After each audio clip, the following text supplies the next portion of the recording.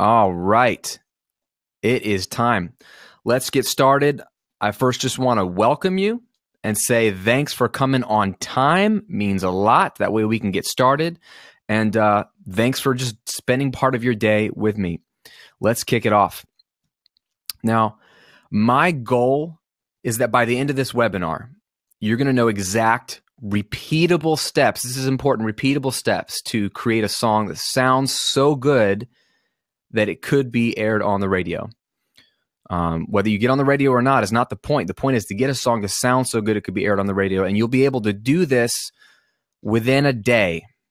Now, some people will take longer than a day. You might want to spend multiple days on a song. The point isn't that you have to do it in a day, but that you could, if you wanted to, break out a whole day and start making a killer sounding song start to finish in a day using budget equipment, affordable stuff from the comfort of your own bedroom or home studio, which is where most of us are operating. Now, if you stay to the end, if you can stay to the end of this webinar, I'm going to be giving you a little gift, a repeatable checklist for you that you can download, creating songs that are radio worthy. This is a whole thing that you can print out if you're old school like me, or if you want to have it downloadable like on your tablet or your phone. It's a checklist. So when you're working on a new song, you can just go through the checklist and make sure you don't skip a step, or you at least know what to do next while you're working on your song, whether it's just one song or getting it ready for an entire album. Okay, so stay to the end and I'll have that checklist for you as a gift. Now, who is this webinar for? This is for you if you're a singer-songwriter. This is for you if you're a producer. If you're in a band and you're trying to make a record. If you're a mix engineer. If you're just a recording engineer. Or if you're just trying to get somewhere in the music industry, this webinar is for you because everything surrounds on having great sounding songs and recordings. Now, in the next 45 minutes or so, you're going to learn the 6 core components of a great song. And this is important because before we even get into production and recording and mixing and releasing music, you got to know what are the core components of a great song. I'm going to share with you, obviously, the 10-step process for recording and mixing your own song for what you could call label quality, radio quality. The point is that it's something that you're really proud of and do it in under a day. I'm going to show you why you don't need to rent a studio or hire a mixing engineer, how you can actually turn your bedroom into an ideal recording space. We're going to talk about what order to record instruments in and vocals in to get the tightest performance possible. Talk about choosing the right microphone to get the best out of your vocals, which is super important, and even how to give your songs that wow factor by using simple things that are powerful like EQ, compression, and some other tricks and tactics, okay? Now, a couple reminders. You got to be passionate about music, okay? That's the one thing I can't give you. I believe you're passionate because you're here. You're taking time out of your day and you really, really care about this. The part I can help you with is making your music sound as good as possible. That's why I started the Recording Revolution over 7 years ago. And that's all I do here at the Recording Revolution is try to help you make your music sound as good as possible. So you have to bring the passion.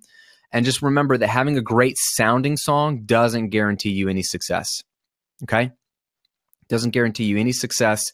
You still have to work on your career and your art and the human factor, but I can help you with getting the song to sound good. And then finally, just some housekeeping. I would highly suggest switch off your phone. My phone is not even anywhere near me in this room. I don't want to be bothered because I'm here for you. I don't want to focus and I don't want to be distracted. So I'd ask the same for you. Switch off your phone or put in airplane mode or something. So we're going to actually cover a lot and we don't have a lot of time. I want to give you some substance and take care of you. All right. This is the me slide. I think most of you know who I am. Some of you might be real new to the Recording Revolution, and I just want to make sure you're up to speed on who I am. I've been a professional mix engineer, recording engineer for over 15 years. I've been playing with this stuff for 18, 19 years, recording and mixing. I started the recordingrevolution.com back in 2009. The whole point was to help my friends originally who were musicians to get better sounding songs without expensive equipment. That was literally what I was doing with my friends. I just took it online. We've got over 200,000 monthly readers, over 24 million YouTube views, and it's been awesome to be featured in places like Huffington Post, Avid, Waves, on Pensado's Place, Yahoo, and a bunch of other places. So that's who I am, and there's my big old mug. All right. I've also just been privileged and honored to work with some of the most amazing people in our industry who are doing fantastic work and who are also amazing human beings. And I'm grateful to call them friends and to be able to work alongside them. And I'm totally humbled that these people actually like read my website. They watch my videos, read my articles. It means a lot to me because these guys are top of their game, and I have a lot of respect for them. And they're really good people too. Lots of other people, and these are some of my faves, some of my buds. All right. I want to be straight with you that like I'm not this guru here. Like I've done a lot of things right, but I've just also done a lot of things wrong. That's how I've learned a lot of this stuff, guys. I've done a lot of things wrong. It wasn't always the way it is now. I wasn't always as good as I am now or as confident as I am now in my music making. And I really actually want to share a couple stories with you real quick, really briefly. I'm going to paint this picture for you. I've been freelancing for, like I said, over 15 years. And here's me doing this is some remote gig I did. I flew into Virginia and recorded a band in some dude's house years ago. But I remember recording and mixing something. It was a mixing project. Mixed in a single for a guy. Worked on the song. He paid me up front, so I'd already collected payment. I deliver the file to him, and I always do revisions. I always have a couple of revisions with my clients. And I said, okay, here's the mix, man. Let me know what you think. And I never heard back from him. But he'd already paid me in full, which was rare. He wanted to pay me up front. I never accept payment up front, at least not in full. And I never heard from him, so I assumed all was good.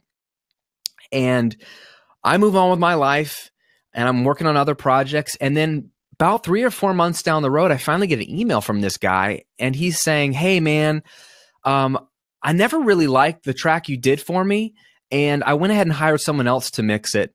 And I've already paid him, and we're good to go. I would like to have my money back, if possible, from the mix you did for me.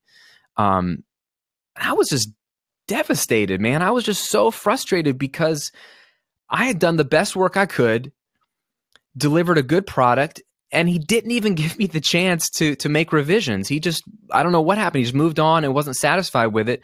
And I had to give him his money back. I did all the work. Of course I'm going to give him his money back because I don't take people's money who didn't get what they wanted, didn't get what they expected. So in my mind, that's stealing. So I give him his money back. That's fine. But I just want you to know that, like, I don't always knock it out of the park. And this is one of those examples where I just felt like embarrassed and frustrated that I didn't even get a chance to deliver what I hoped to deliver to him.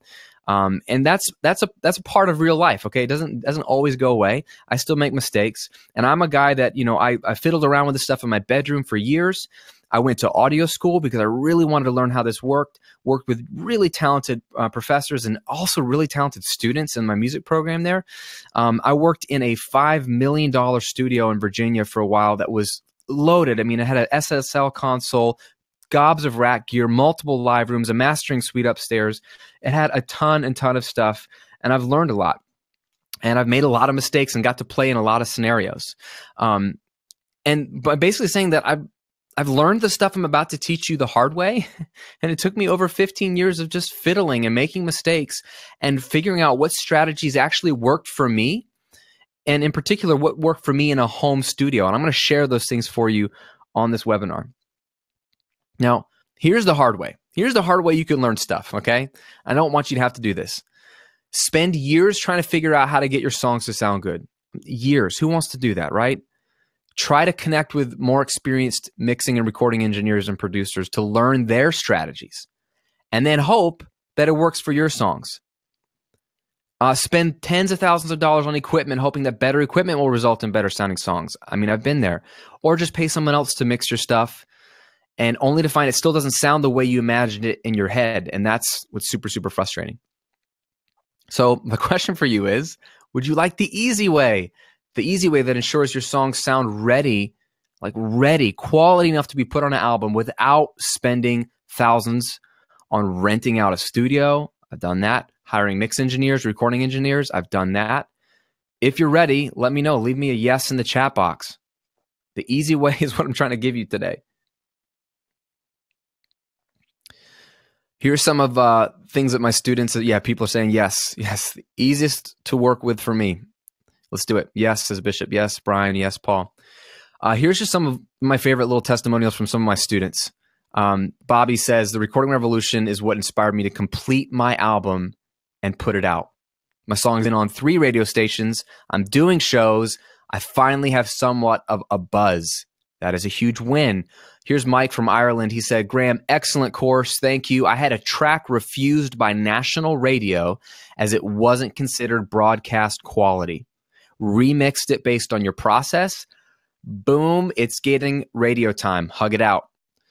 And then Jake says, before last month, I had no idea how to mix music to professional standard, but as I'm self-funding a double album from a home recording studio, I couldn't afford to hire a mix engineer in a studio. And this week, a friend of mine who speaks their mind, listened to 6 tracks from the album, and he was blown away by the quality of the mix.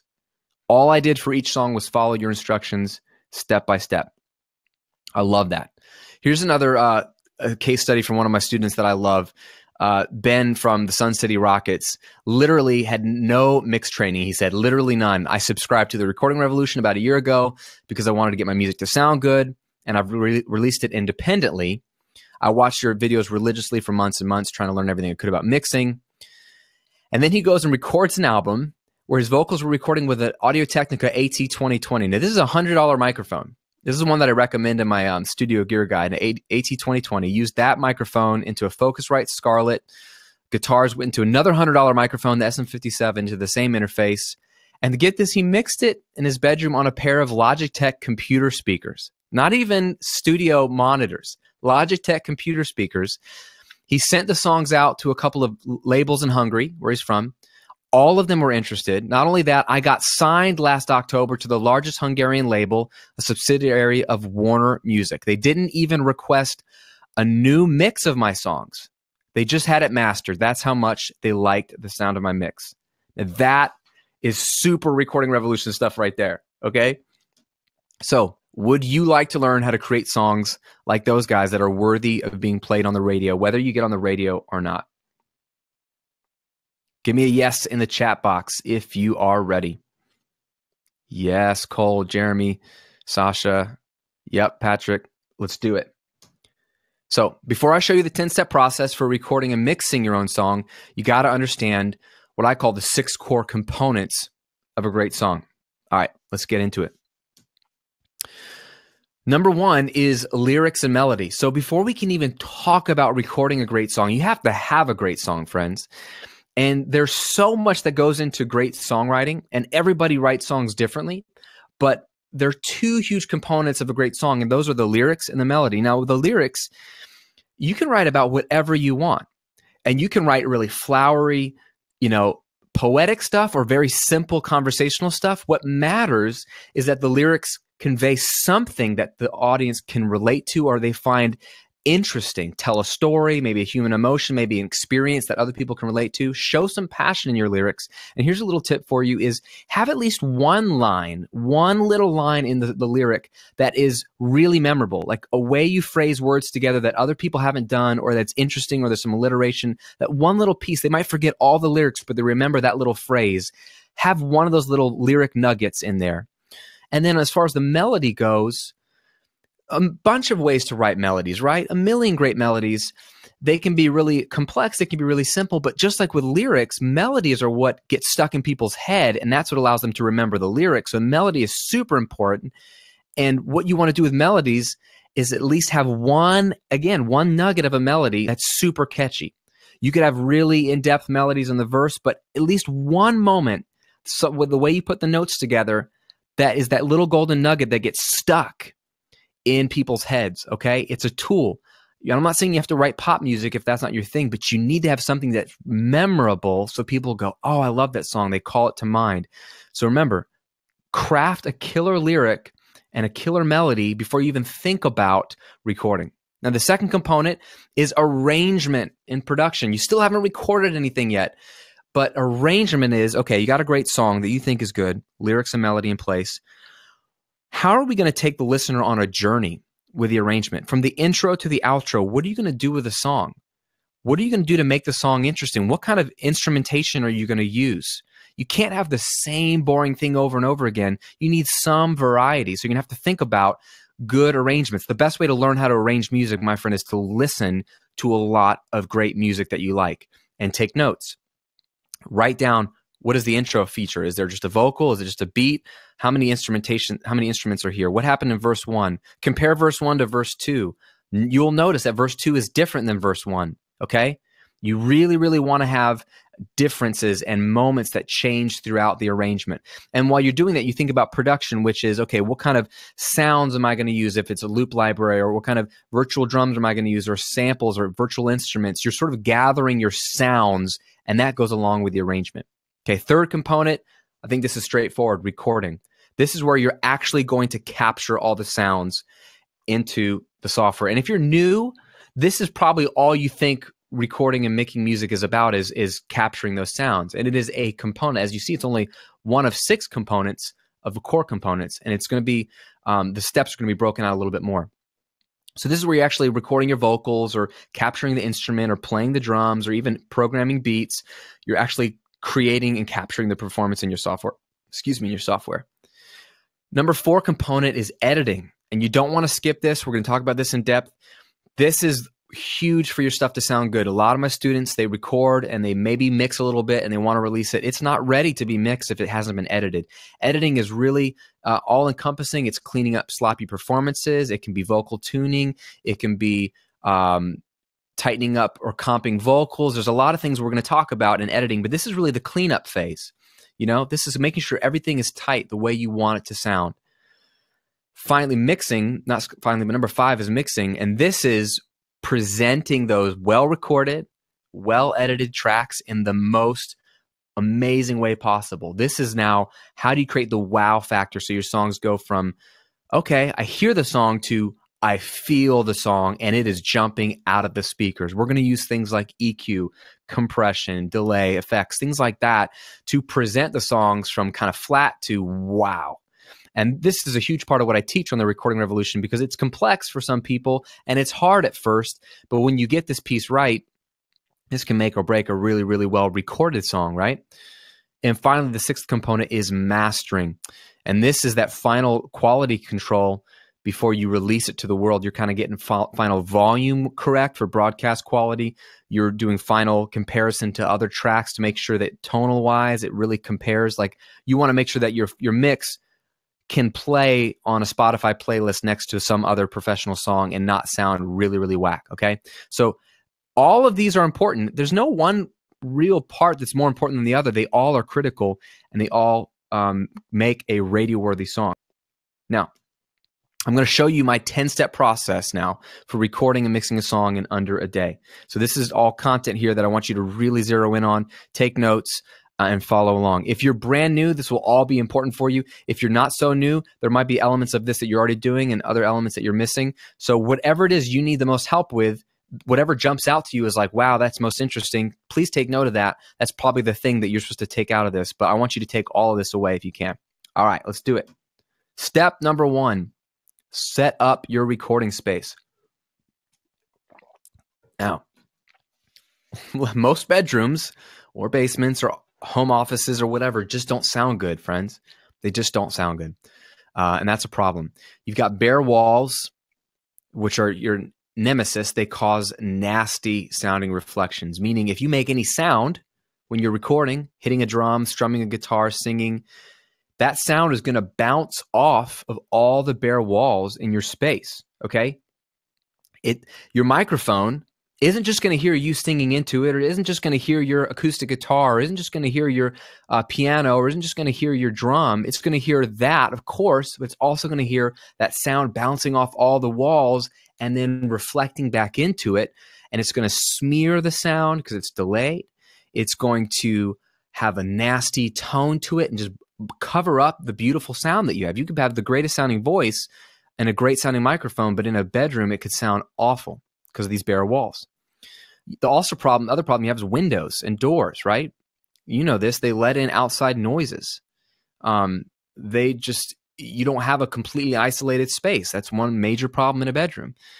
You know, again, a lot of the microphone techniques that you learn from people in real big studios sometimes don't apply, because in a home studio, you don't have the luxury of a perfectly quiet scenario. So you got windows and doors, they're a problem. Small rooms, mean, this is why tracking rooms in nice studios are big, because small rooms are a problem. They create weird resonances. The smaller the room, the more of an opportunity for certain frequencies that are nasty to build up, and your microphone hears that as well. So that's a problem. And then the natural reverb in your room isn't really appealing, okay? It's not very appealing. So it's not that reverb is bad, having natural reverberation in your room, echo in your room, but in most bedrooms, it doesn't sound very good. So it doesn't add anything. So these are some major problems with recording in a bedroom. So the secret to getting a good home recording is and how you set up your room. And here's some really actionable things you can do. First of all, as it relates to mixing position, and this will be important when we get to the mixing process, where you put your computer and your desk is really, really important. And if you really want to make a difference, I would suggest rearranging your room based off of your recording desk. Some people don't like this because it's inconvenient for where they want their bed or something else, or it's worth it to me. So put your desk, your computer at one end of your room. So if your room is a rectangle, let's say, you've got two short walls and two long walls, put your desk or computer at one of the short walls, okay? Put it so it's all the way close up to a short wall, and then you have the length of the room behind you, okay? Now, this is because sound is going to sound better when you're mixing as the sound waves go the long distance of the room, the length of the room. You don't have that back wall as close to you as the other way around, so it's not going to reflect as much when you're mixing. It'll help your mix position and allow the sound to develop. Now, you don't want to be completely up against the wall. The reason for this is your speakers, if they're completely up against the wall, walls, and especially the corners behind them, will accentuate the low end. They'll accentuate the low end in your speakers, which it could be a good thing actually. If your room is really low end light, it's a really thin, bright sounding room, that might be helpful to you. But most of the time, in my experience with home studios and mixes I hear, people put their speakers too close to the wall.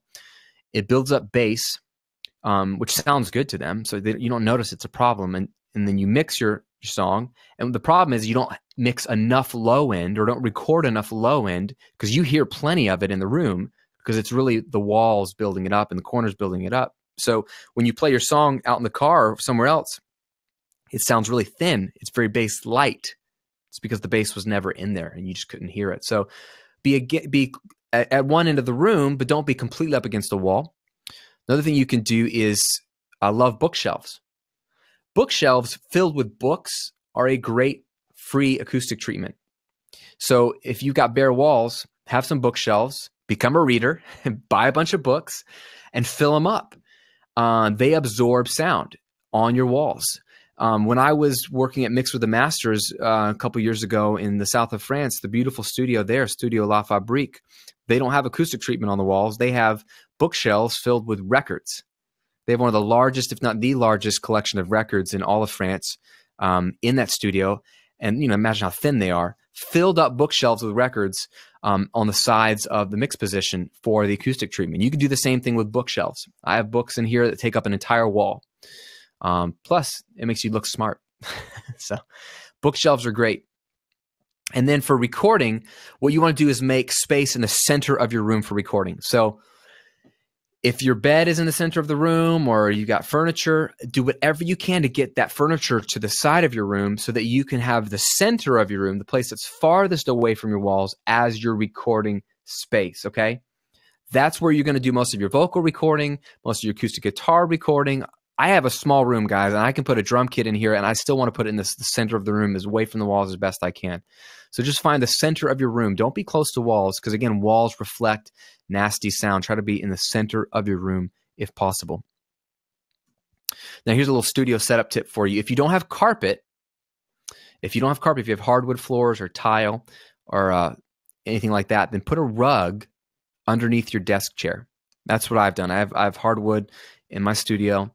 And the reason for this is if you have a reflective bare ceiling above you and then a reflective wood or tile floor below you, you've got now sound bouncing up, down, up, down, up, down. It's going to continue to go up and down, and it won't stop because it's going to bounce off each other. It's floor to ceiling, floor to ceiling. You want to stop that reflection at some point so you can simply put a rug under your chair where you sit or where you record and where you mix. That way, any sound that does reflect up will eventually stop when it hits the floor. It won't have that continuous back and forth. Okay? That's step one. Some tips for you there to set up your recording space. It is really not that hard. If you do those things, you will be able to get a much better sound for at least your setup. That's how I would set up a bedroom studio today.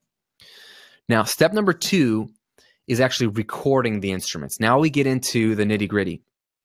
So here are some helpful tips for you in actually capturing the performances, okay, and actually recording the tracks. And this is exactly how I do it, and this is what I would tell you to do, is create a guide track. If you just open up your software and start recording, you're skipping a really, really important step, okay? Your guide track is going to be your map. It's going to be your map for where to go and how the entire band, or if it's just you, will be able to get a really tight, polished recording. This is really, really important. Number 1 is set up a metronome or a click track for the song's tempo.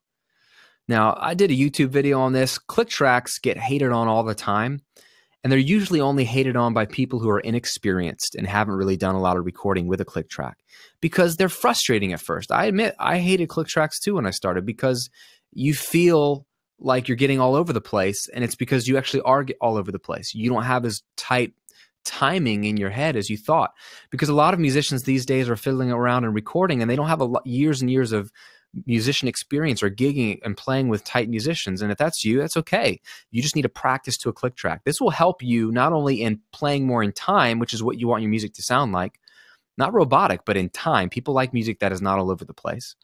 This will also help you in a later step when we get into editing. Okay. Now, if you hate that sound of a metronome, that boop, boop, boop, boop, you can just use a loop. Use a drum loop. Okay. There's nothing wrong with that.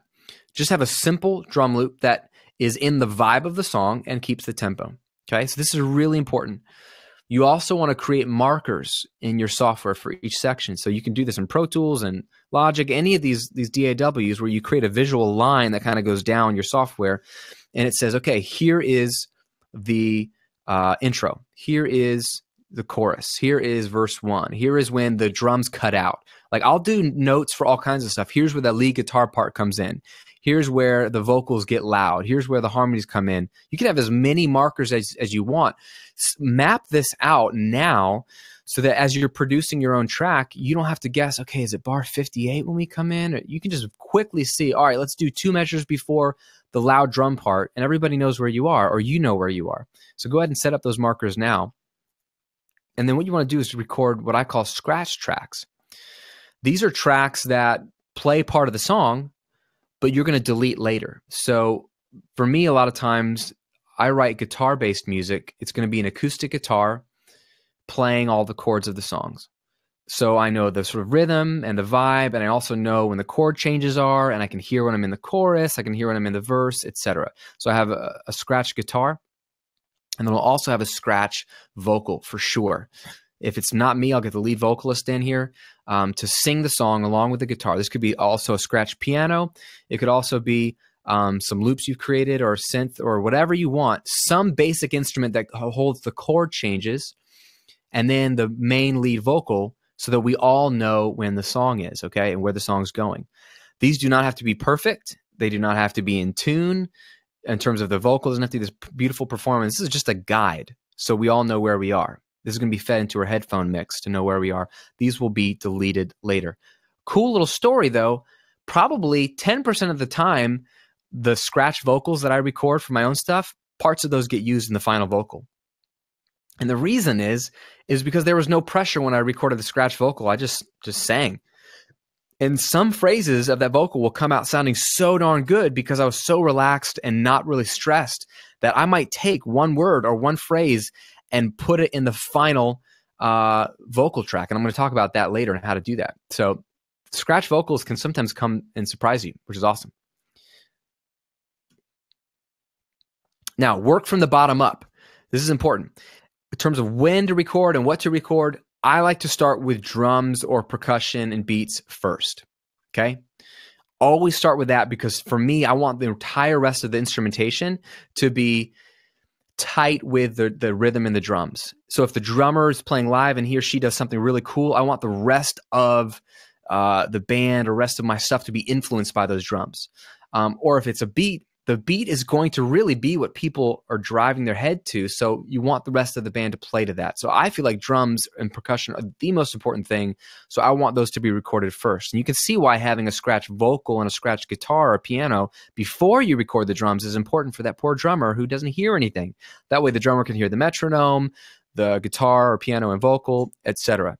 So drums first, then I'll do any bass or synth part. Bass synth or real bass guitar part. So the point of this is the bass is usually best sounding when it's tight with the kick drum, no matter what the genre.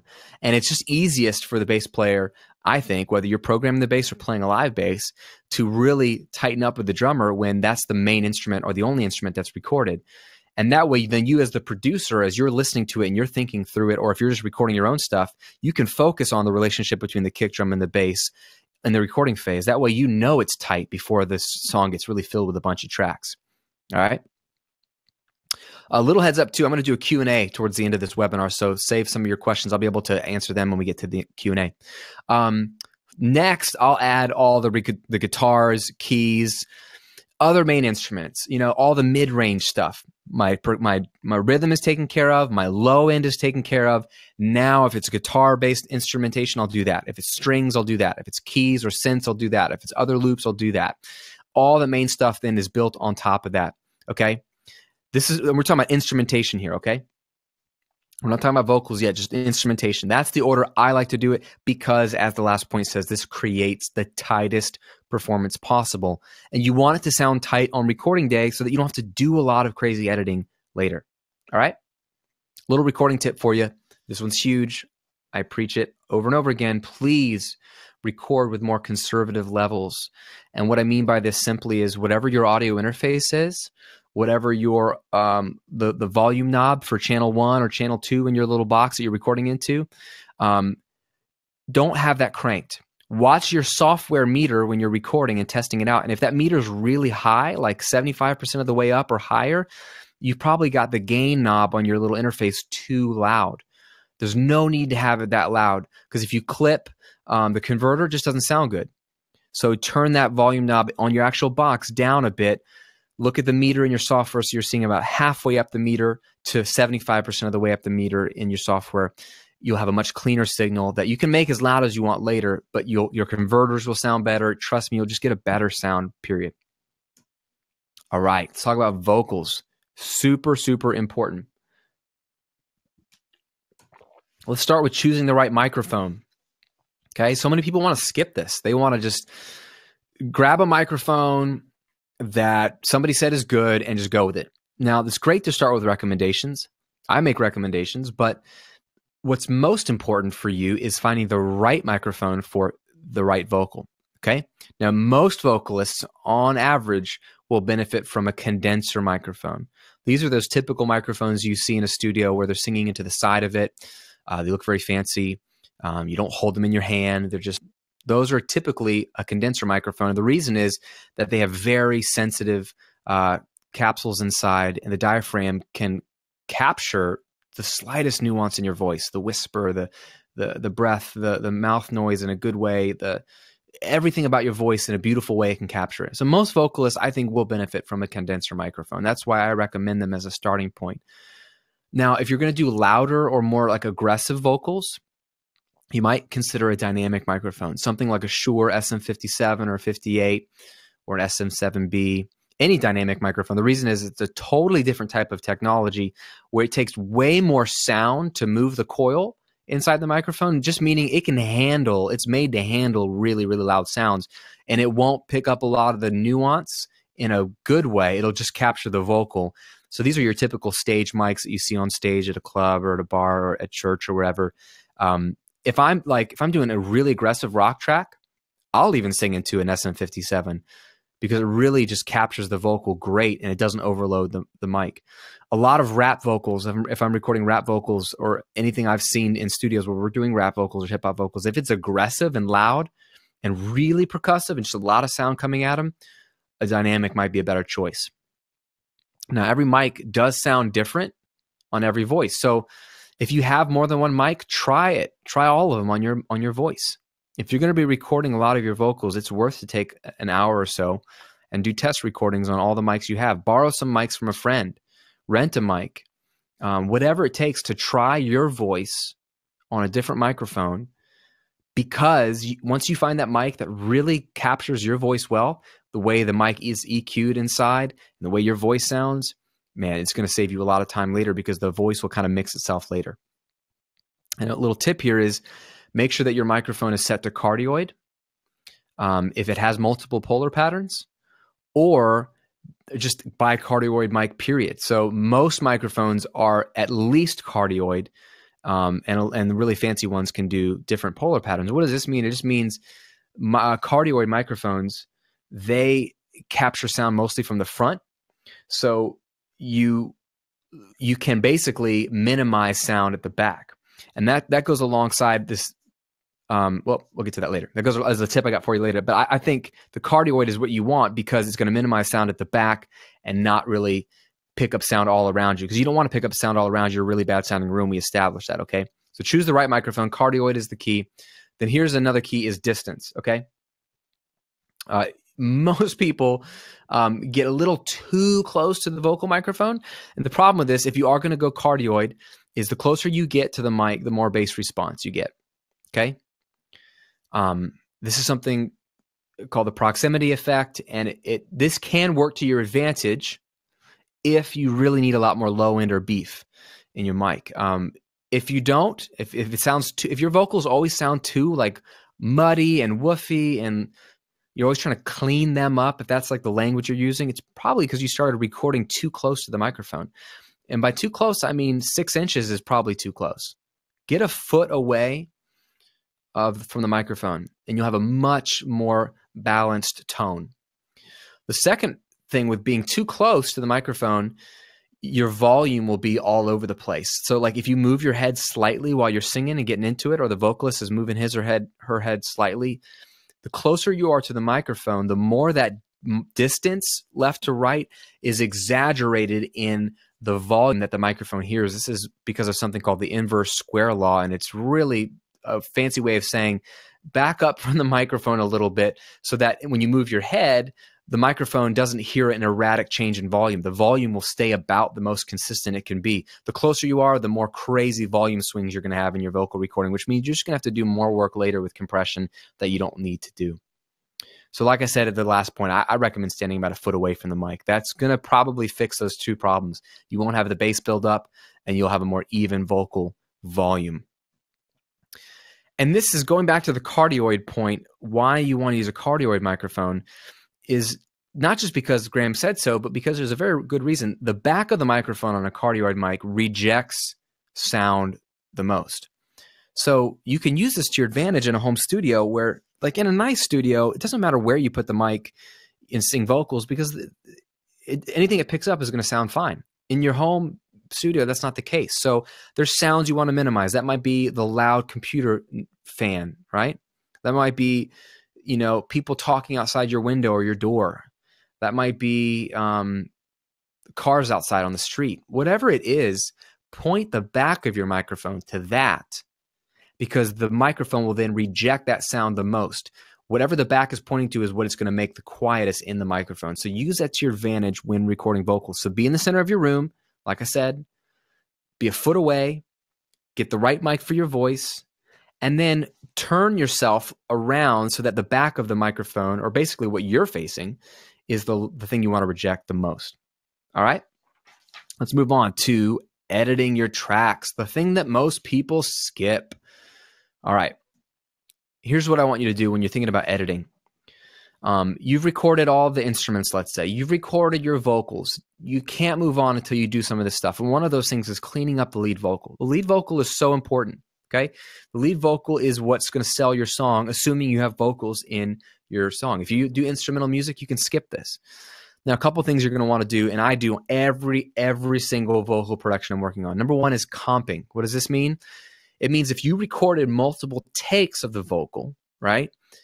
So you've got your vocalist in, or you're the vocalist, you sing through the song, You're like, great, that was pretty good. You sing through it another time and you keep both takes. Maybe you sing through it a third time. You keep 3 takes. Or maybe you just sing through the bridge that third time because that was really hard. So now you have 3 takes of the bridge, 2 whole times through the main song. Now you've got all these takes, okay?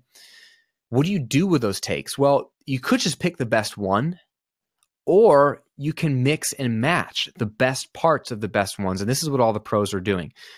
I guarantee you there's not a single, or 99% of the time, let's just say 99% of the music you hear anywhere on your favorite records or on the radio, that vocal performance is not one vocal performance. It is a combination, a composite of multiple vocal performances, okay? So that's what comping is. It's a composite. So you take the best parts of each song, and this is very easy to do in most digital audio workstations. So find out how to do that in your software where you can look at the different takes and put them together. This is worth taking the time to do because then you get the best representation. I call it a super take or a mega take of the vocal performance. Now, the next thing you want to do is clean up any loud and annoying breaths, pops, or clicks, okay? So I will review songs for people or give mix critiques from time to time, and the mix might sound great, but I can still hear like weird breaths. I can hear their mouth noise, like crinkling and crackling. That's unacceptable, friends. That's not professional. This is very easy to delete and clean up and still sound natural. Even the breaths. I'm not saying you get rid of all breaths, although that's a valid way to work. I have records that I like where that's what the producers did. But go through and just clean up stuff that's distracting and annoying. Listen through it. And if you hear it and you notice it, you should get rid of it if it's annoying. So that's a huge part of what you do. You comp the vocal, then you go through and get rid of the breaths, pops, and clicks that are annoying. Then you do any tuning if needed, okay? Not always does a vocal need tuning. On my last 2 records, I didn't do any tuning on my own vocal. The parts that might have needed tuning, I just sort of said, you know what? It sounds fine. I'll leave it. You might just need to tune one phrase or one note that was held out because everything's great about it except for that. Or they might need a lot of tuning, and that's okay. Things like auto-tune can be great and quick. Just pick the key of the song, adjust the retune speed, and go for it. But something like Melodyne, and now since Melodyne has been out for a decade or more, a lot of other people have created vocal tuning software that's Melodyne-esque, where you can physically grab the notes and move them.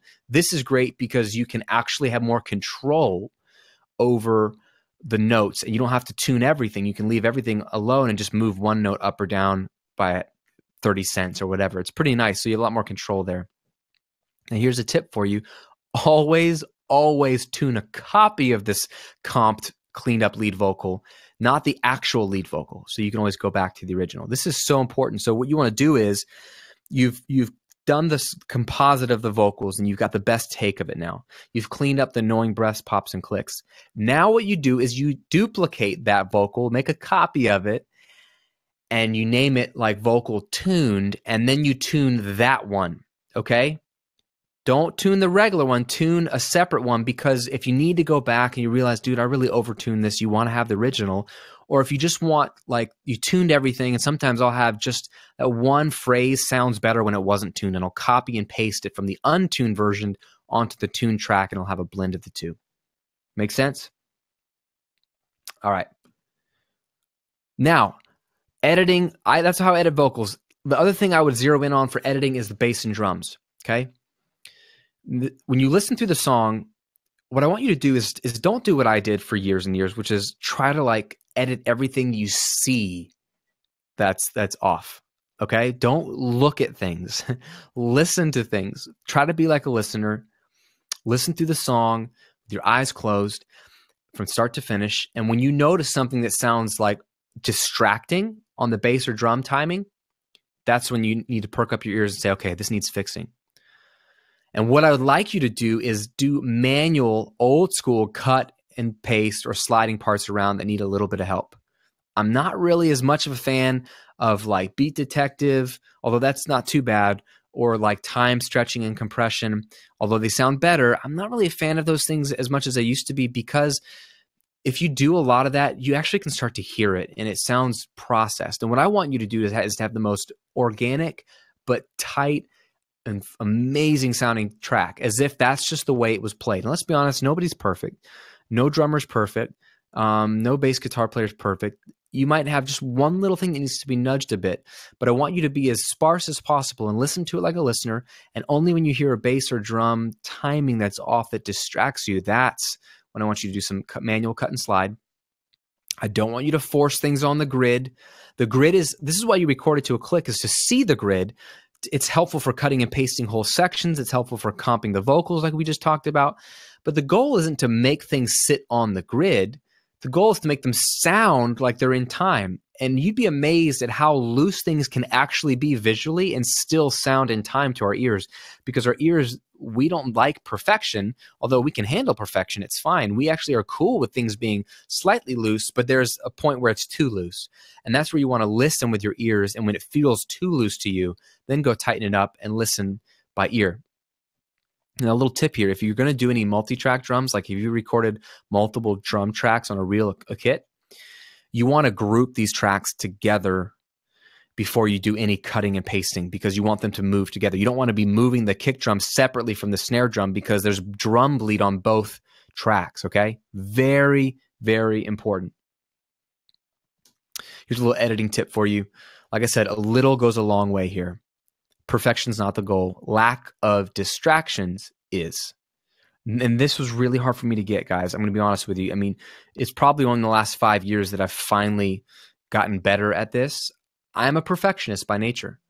I'm such a perfectionist. So what I do is want to make everything perfect. And I got really good at making things perfect. I'm a beast at Beat Detective and Pro Tools. I'm a beast at time stretching. I'm a beast at vocal editing, tuning. I would do everything perfectly. I would tune things perfectly. I would tighten up drums, every hit perfectly. I got really good at it. And what I made was like perfect, shiny, shimmery music that people will go, that's cool. But I didn't know what was missing, and what was missing was any kind of human vibe to it. And I kept telling myself, well, I want it to be tight and polished. I don't want it to be super vibey. But I was making a false dichotomy. I was saying, oh, you have to have one or the other, and that's not true. You can have something that is nice and tight, but it's not perfect, and it feels pretty darn good, and that's the point here. All right, doing good so far? Let me know in the chat box if you guys are doing good so far.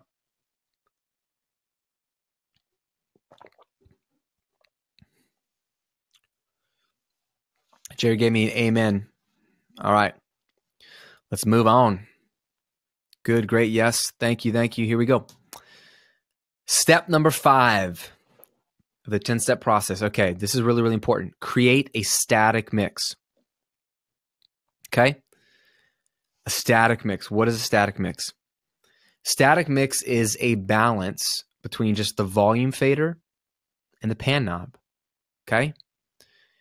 Here's where I went wrong in mixing, and here's where most of my students go wrong. Maybe you've been there.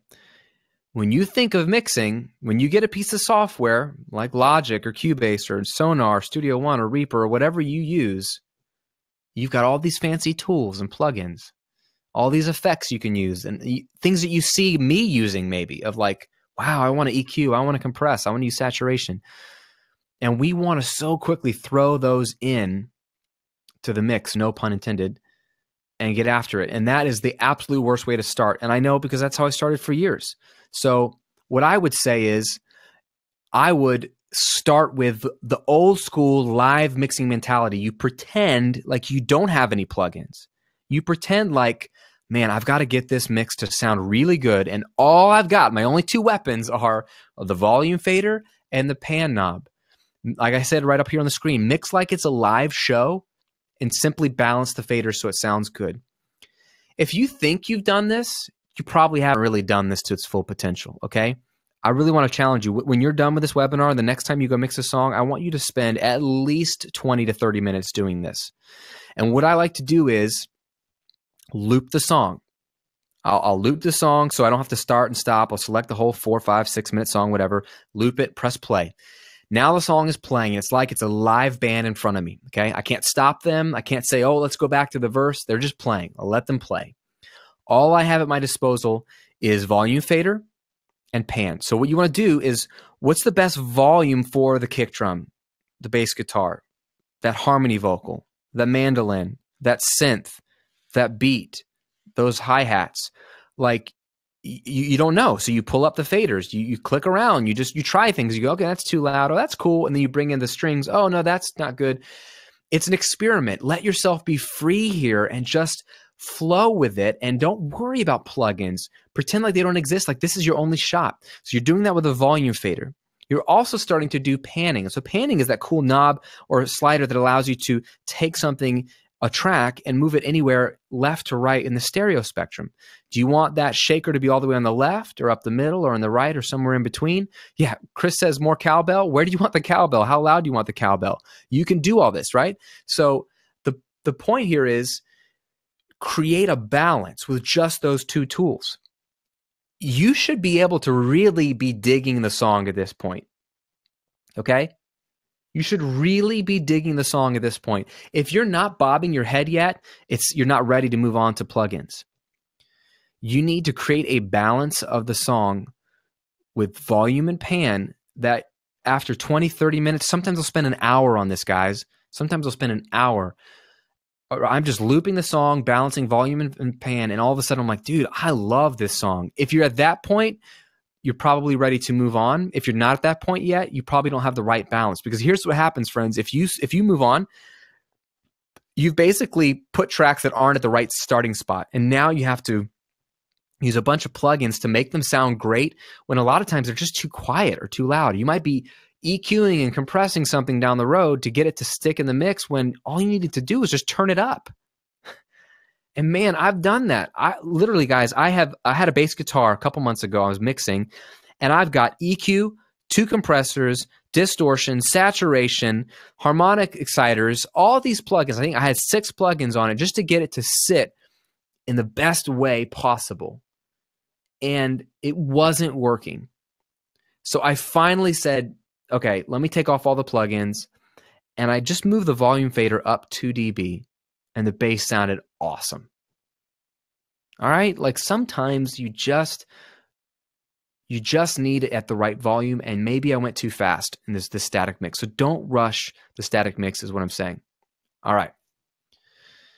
Here we go. Static mix tip. Set a timer for 20 minutes. Literally, I said 20 to 30 minutes, but don't just guess. Literally set a timer. I do this on my iPhone. You can do this on your computer. You can do this whatever you want to do. And once I'm ready for a mix and the tracks are labeled and they're in place, I literally set a timer because what it does for me is I know that the time is ticking down. And when I know that time is ticking down, I won't just like live in la la land while I mix and do the static mix. I'll statically mix with purpose. And I'll say, okay, what's the most important element of this song? And I will just focus on that. And I'll just not overthink things, because if you're like me, you will overthink. So if you have the timer, it forces you to go, oh, I don't have time to overthink. Let's move quickly. Let's focus on the big wins. I cannot stress enough how important step 5 is, the static mix. If you skip this, you're going to have a really hard time with everything else that comes afterwards. And I don't want you to have a hard time. I want this to be easy for you. So it seems like you're wasting time, but you will actually save time by spending the time now on the static mix. All right, let's move on to step 6, EQ, which, if you didn't know, stands for equalization. Okay? Now, there are basically 2 steps to EQ.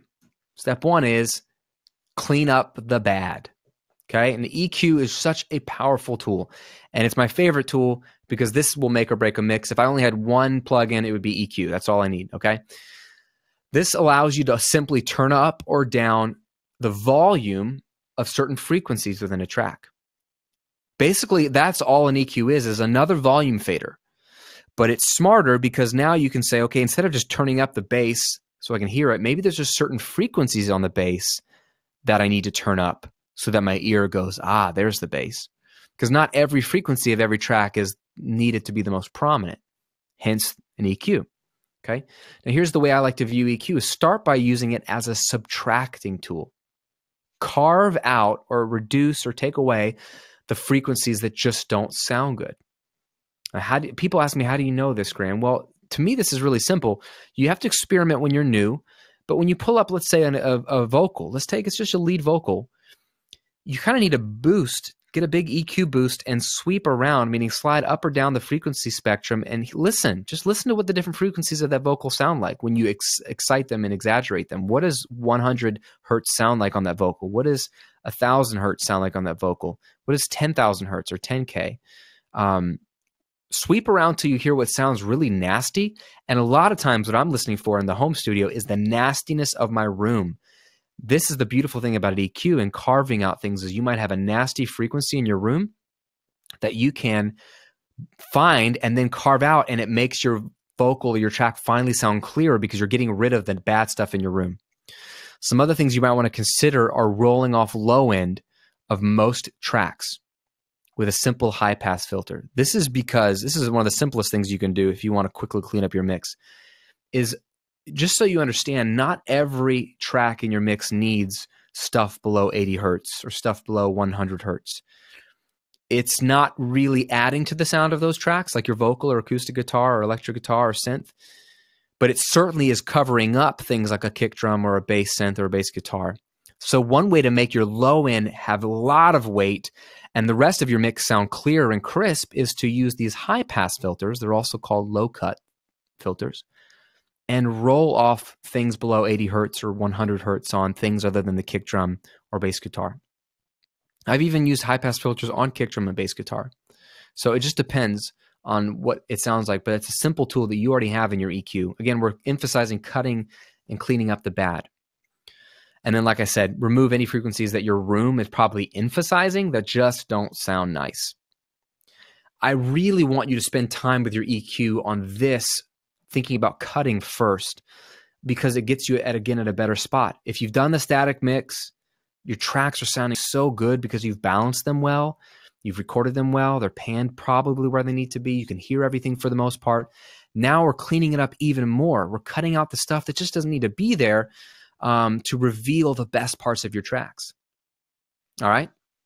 Now the second way to view EQ is as an enhancing tool. Enhance the good. So now we can talk about boosting, and that's what most people want to do with EQ because it's easier mentally to think about boosting than cutting. I understand that. So now think about using EQ to boost the frequencies that you want to hear more of. There's nothing wrong with boosting, but I prefer to do it after I've cut out the stuff that really isn't necessary because already your mix will sound better. Because there's a little tip for you.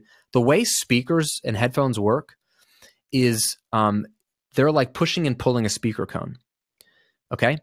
And it's electromagnetic, like pushing and pulling a speaker. If you take away, let's say, low end on a vocal by using a high pass filter, that vocal now has less, the speaker cone has to do less work on the low end now on your vocal because there's less information it has to push, so it can present the rest of the frequencies, the mid-range and upper mid-range, better.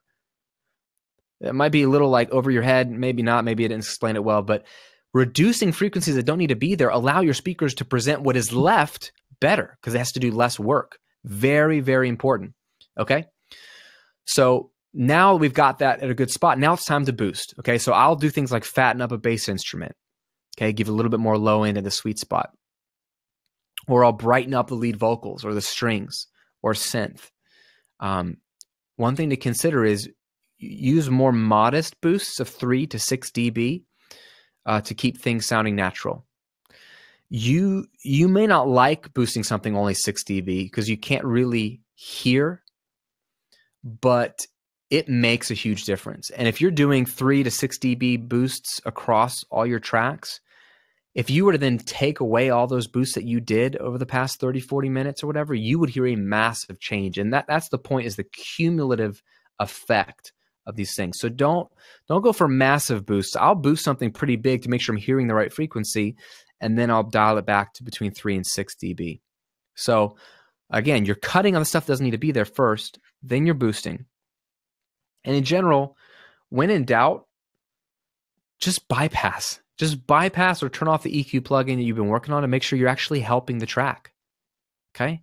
Sometimes you just will work and you'll EQ and you won't really actually be doing any good.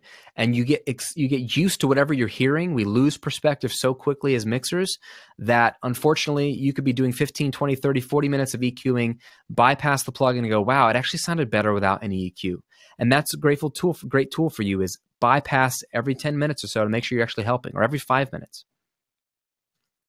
All right, here's a little EQ tip for you. Consider putting your mix in mono while you EQ. So you're listening to your mix in mono while you're making your EQ decisions. And this is really, really helpful. This prevents you from looking at stereo panning as the way to get separation, because panning will fool you and think you go, yeah, now I can hear the guitar on the left and that on the right. But if you collapse them in mono so that you don't have stereo panning, you realize that it's really hard to hear your tracks. That means that the EQ isn't correct. You should be able to hear everything clearly without any panning. Because in reality, most people will not hear your mix in perfect stereo. You're in a mall and your stuff's played on the radio, people are hearing a mono mix coming out of the speaker.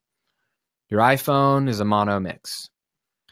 The laptop speakers, by the time they hit your head, it's a mono mix. Unless you're sitting in your studio in between two speakers perfectly placed, or unless you have headphones on in a super quiet environment and you're doing nothing else but just listening, you won't notice the panning decisions. So the EQ has to be what separates tracks. And that is why I really recommend you listen to your mix in mono while you make your EQ decisions. And then, of course, when you're done EQing, you can put it back to stereo and keep the panning, but it helps you make the right EQ decision. All right. Doing well so far? We're going to move on to step number 7, compression.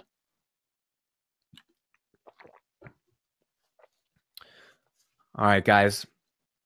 This is if EQ is the most powerful plugin you have, compression is the second most powerful.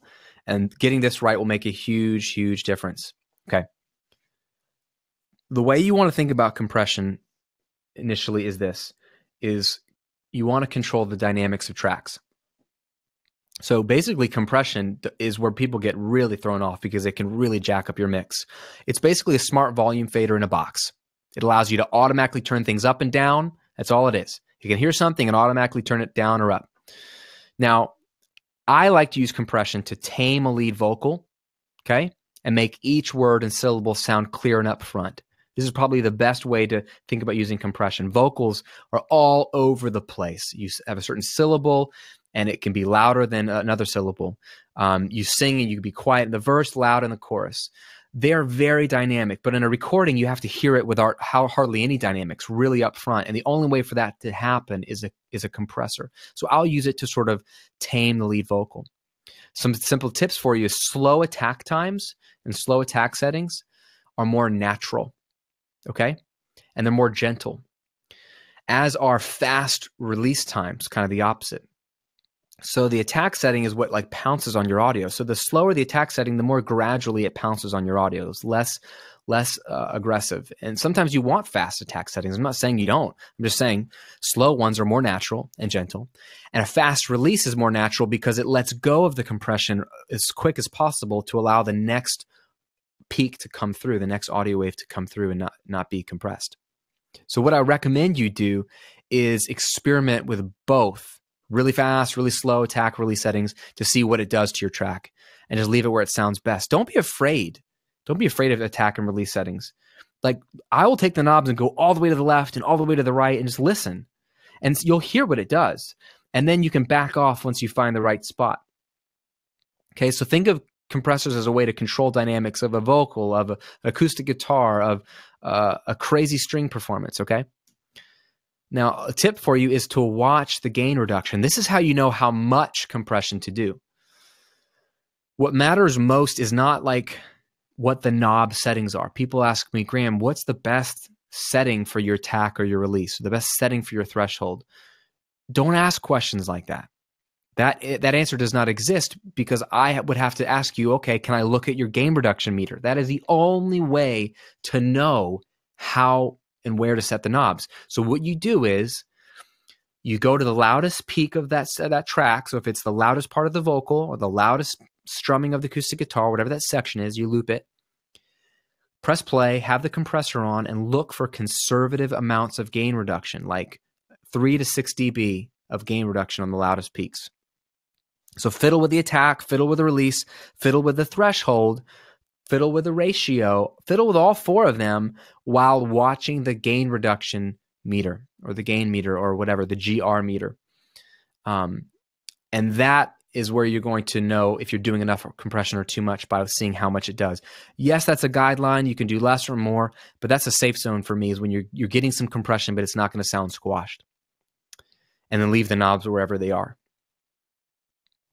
And then you want to be sure to turn up the makeup gain or the gain knob at the end to make up or balance the compressor's output. So if you compress it, you're basically turning down the audio. And that's not your goal, is to just turn down the audio. Your goal is to turn down the loud parts of the audio. It's not going to turn down the quiet parts. It's going to leave them unaffected. That's what the threshold does. So now the makeup gain brings everything back up. So now you have this consistent volume from in before your compressor to after your compressor. But now the quiet parts are just as loud as the loud parts. And that's the beautiful thing about a compressor. Now, a little compression tip for you. You can make a track sound fatter or just have more energy simply by adjusting the attack time. So I want you to do that. Like take a snare drum.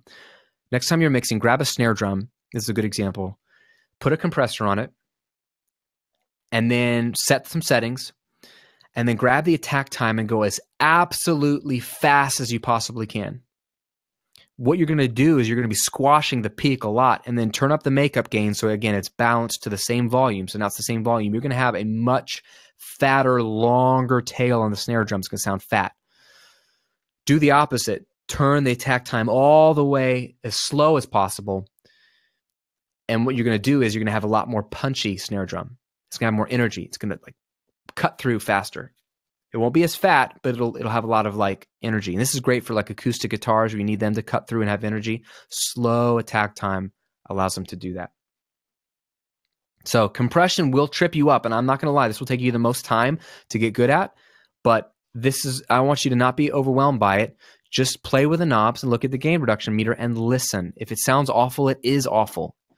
And if it's not sounding good, then take it off and try again. All right, step 8. At this point, we've done the bulk of the work at this point, although it's actually relatively simple. We have recorded really good sounding tracks.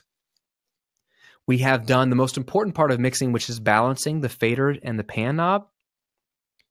And now we've done some EQ and compression to clean up the bad, enhance the good, and control the dynamics of a track, which allows us to present the tracks in the even better way possible. At this point, though, the tracks are probably still as dry as they were before, you started. Now is where we can really put those tracks in a sense of space and make them a little bit more interesting. So one thing you can do, especially since you're in a home studio, is give your tracks some glue.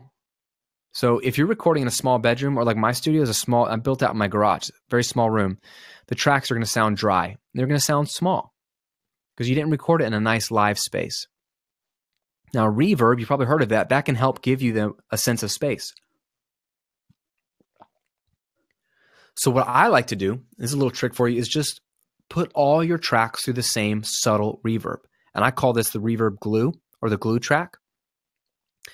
And you can create like an auxiliary track or a bus that you put the one reverb plugin on, and then you route all your tracks to it through a send of some kind. And you don't need to send much of it, but it's going to then create basically a return of like all your tracks as if they were played in the same room. And it adds some sameness and some depth and some glue to all your tracks, which is really, really nice. Now, what I recommend for settings is start with room settings. So if you have a reverb plugin, your stock reverb should work fine. I use the stock Pro Tools one called Deverb. There's probably some presets, but there's probably some settings too, like what type of reverb? Do you want a hall? Do you want a chamber? Do you want a room? Do you want a plate? I would start with a room. So the room type is going to mimic a room sound. And that's what we're trying to do here is put our tracks as if they were in a better room. And you can listen to different rooms that you have. And then you can also even tweak the sound of those rooms. And then another great way to start is a plate. A plate might be a good place to start. A lot of reverb plugins will have a low pass or a high pass filter on them. It's worth rolling some low end off and some top end off as well in the plugin, because you don't really want the reverb to put too much mud in your mix that you just worked hard to clean up. You just want to have that sort of room sound. Now, another popular effect is some echo. Now, we achieve this with what are called delay plugins, but if you're new to recording, you probably think of it as like an echo sound. And I love delay. I prefer it to reverb for the more obvious effects. And here's what I like to do is I'll put some on a lead vocal or guitar specifically to give them an affected sound. So if you don't put a reverb or a delay on anything else, try the lead vocal or your lead synth or guitar sound. Because what you can do is then put that lead vocal in like a unreal space. It just sounds like they're in the heavens coming from somewhere else. And it really is just cool. It helps people know that this is a studio track that's just been done, and it's been spiced up a bit. And what I would say to do is to start with some quarter note delays, eighth note delays, and then 16th note, and see which feels right. If you're a music nerd, you'll probably have reasons why one would be better than the other, but just go with what feels right. Some songs, the quarter note delay really is what the lead vocal needs. It just repeats at the right vibe of your song, and it'll kind of flow and echo in time with the drums. Sometimes the eighth note sounds better because it's a little more lively, and then a 16th note or a 32nd note really can sound like a slap back delay. You don't notice it as like this echo as much as it sounds like your voice is slapping off of the back of a wall, like a small club, and that can be really cool too. Listen to a lot of Black Keys records. You know, Chad Blake, when he mixes those records, you're going to hear a lot of really short delay times to make them sound like they're in a small club, in a blues smoky club, right, playing, and that's all fake. That's just a really fast delay time on the lead vocal. You can do the same thing on the lead instrument as well. Like I said, I like to EQ out high frequencies on reverbs, but I really do it on delay. So my go-to is I'll run the delay, get the amount of delay going, get the timing right, get the sound of the delay, but then I will literally either in the delay plugin or I'll insert an EQ after the delay and do what's called a low pass filter, or it's called a high cut. And that allows you to roll off or clean up the top end. I don't want the echo or the delay to be as bright as my vocal. I want it to be more muffled. So I will do a more muffled echo. That way it doesn't take over my mix. You just sort of hear it, notice it, but it's a little more subtle. Really, really helpful tip there. Don't just do it the way it comes out of the delay box. Always roll off some top end. And like I mentioned, this is a really important tip. I don't want you to miss this. Don't put these effects directly on your track. Okay, so when you're thinking, oh, I want some reverb on my guitar or my vocal, or I want some delay on that lead guitar part, don't insert the actual plugin on those actual tracks for two reasons. One is it's going to mess up your volume balance of that track. Second reason is if you want to have 10 tracks with the same reverb, that's 10 reverb plugins. That's going to hog your computer's power. So instead, create a new bus or an auxiliary track, depending on how your software calls it, and insert the delay on that track, and then insert one for your reverb. And then use sends or buses to send a little bit, copies of your tracks into those reverbs and delays, and you can control how much or how little. You still get the control of I want more reverb on the vocal and less on the acoustic guitar, but it's all going through one plugin instead of a million plugins on all the individual tracks. Make sense? You guys hanging in there? We're almost done here, and I'm going to be taking questions. I'm really excited about that as well. And again, I got a little gift for you at the end. We got 2 more steps. Here we go. Step number 9, sweetening your mix. I love step number 9. And most people skip step number 9. I don't want you to skip this step, because this is the step that all the stuff that you love has gone through. Yes, Chris says we need snacks. Will you get me a snack? I could use a snack. If you listen to something on the radio, if you listen to your favorite tracks on your favorite records, especially if they're not radio songs, doesn't mean everyone does this. The best producers in the world are paid to be brought in for this exact purpose, and that is sweetening your mix. What is sweetening? Okay. Here's the deal. An engaging mix from start to finish is the goal, not just a good sounding mix sonically. And this is very important for you to understand. I get it. You want your stuff to sound awesome. So you're so focused on sonics. That's why you're here. That's why you follow me. Graham, how do I make my drums sound awesome? The vocals to pop, everything to sound huge. I get that. One thing you're going to miss, though, is how to make your song sound awesome from start to finish in time, not just in a snapshot, but is the song interesting to listen to from start to finish? Now, we addressed this in part one in arrangement, okay? When we talked about the 6 core components earlier today, the arrangement makes a huge difference. At this point, though, we can still take that to the next level by what I call sweetening. So, like I said here, well-produced songs, if you listen to them, go listen to them after this. Notice how interesting and engaging they are from first beat to final note. There's always something new happening. I want you to say, like, when you listen to one of these songs, ask yourself, is it interesting here? Okay, so forgive me. Listen to one of your songs.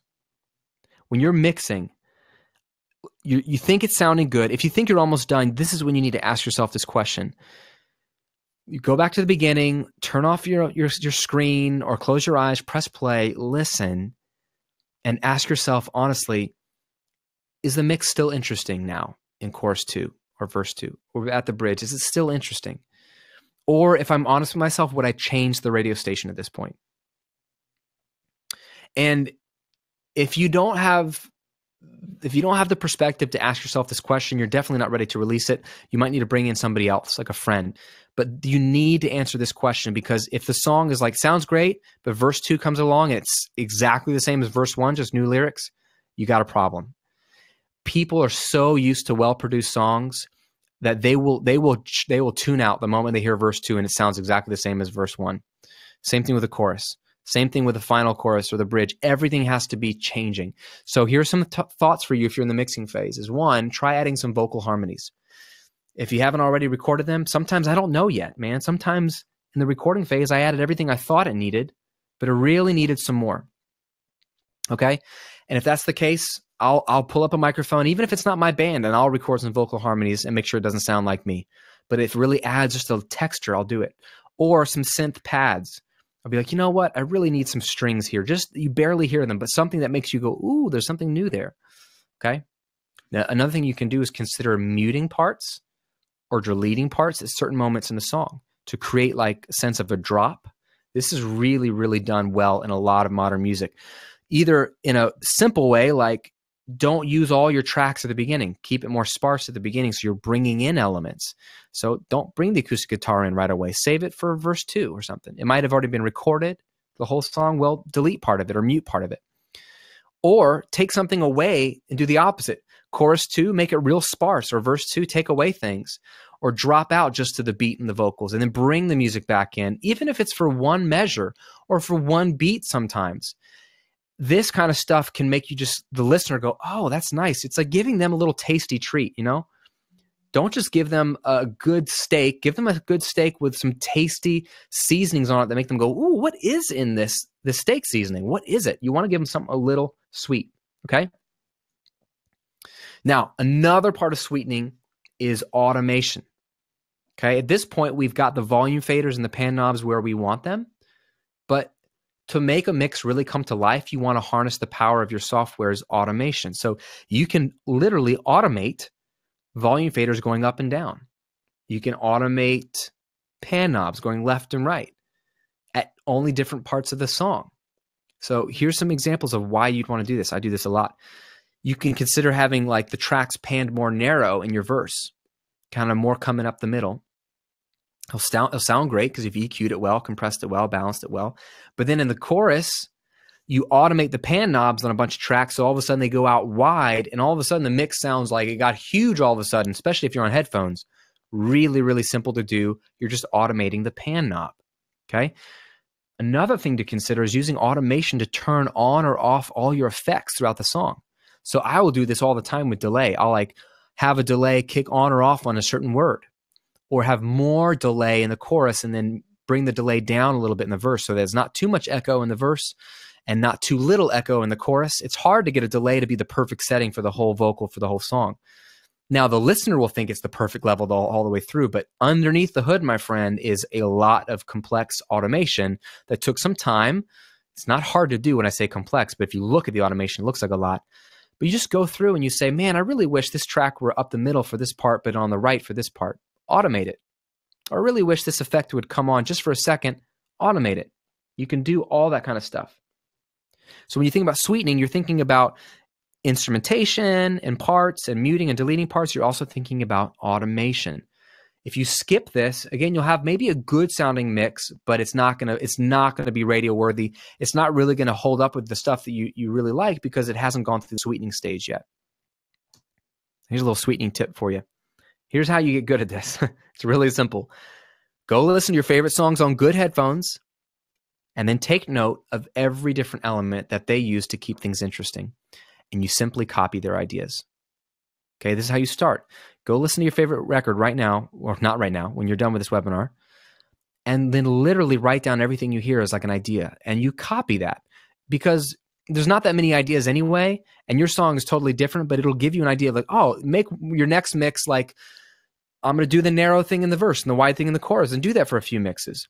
And then when you listen to another song, go, oh, they actually have nothing on the right side at all in the verse, and they leave the right side empty and they bring it in the chorus. Or there's no delay in the verse and there's lots of delay in the chorus. Like, listen and copy and implement and try, and then you will find out what you like.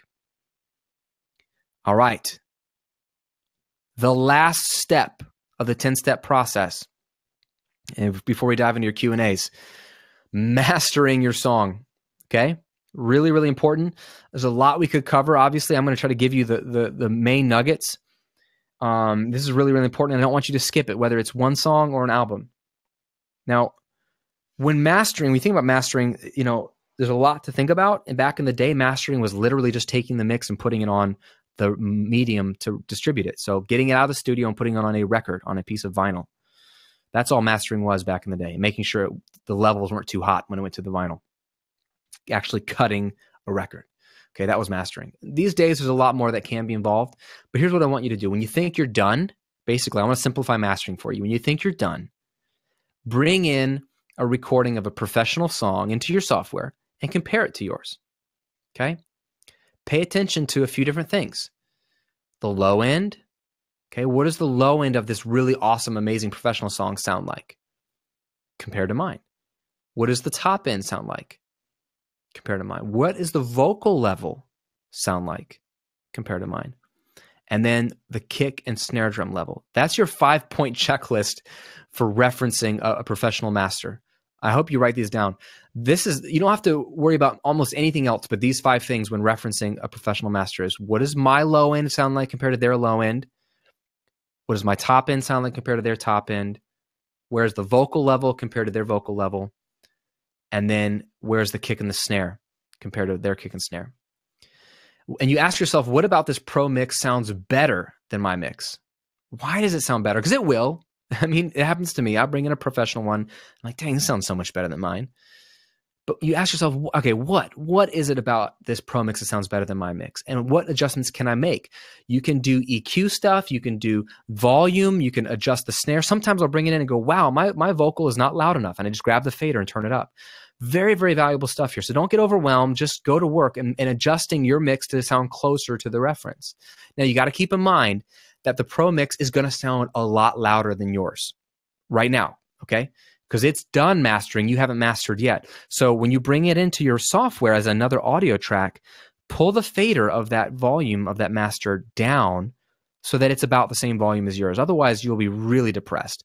We'll like louder stuff better than quieter stuff. So bring it down in volume so it's the same level as yours, anecdotally, and then you can make a fair comparison. So this is a huge part. If you do that 5-point checklist, low end, top end, vocal, kick, and snare level, while referencing a professional master at the same volume, you will do that final gut check on your mix. Now, the second half of this is bringing your song to commercial loudness. Now, your mix is going to probably be a lot quieter than a professional mastered song, and we want to fix that. So here's the fastest way to fix that. Use your DAW's limiter plugin. Every software should have one.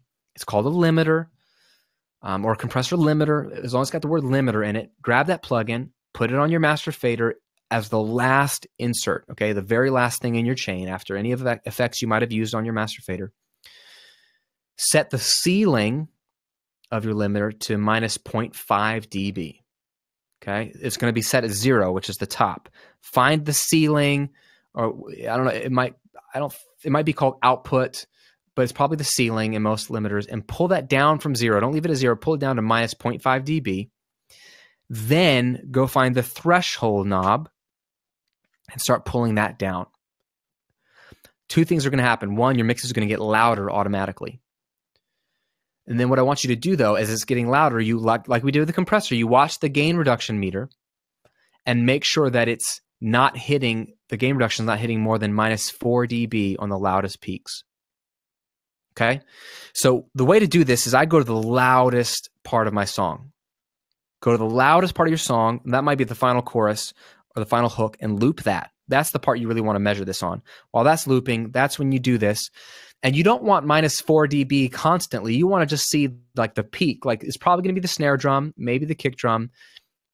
You want to see it flash on the screen briefly, no more than minus 4 dB.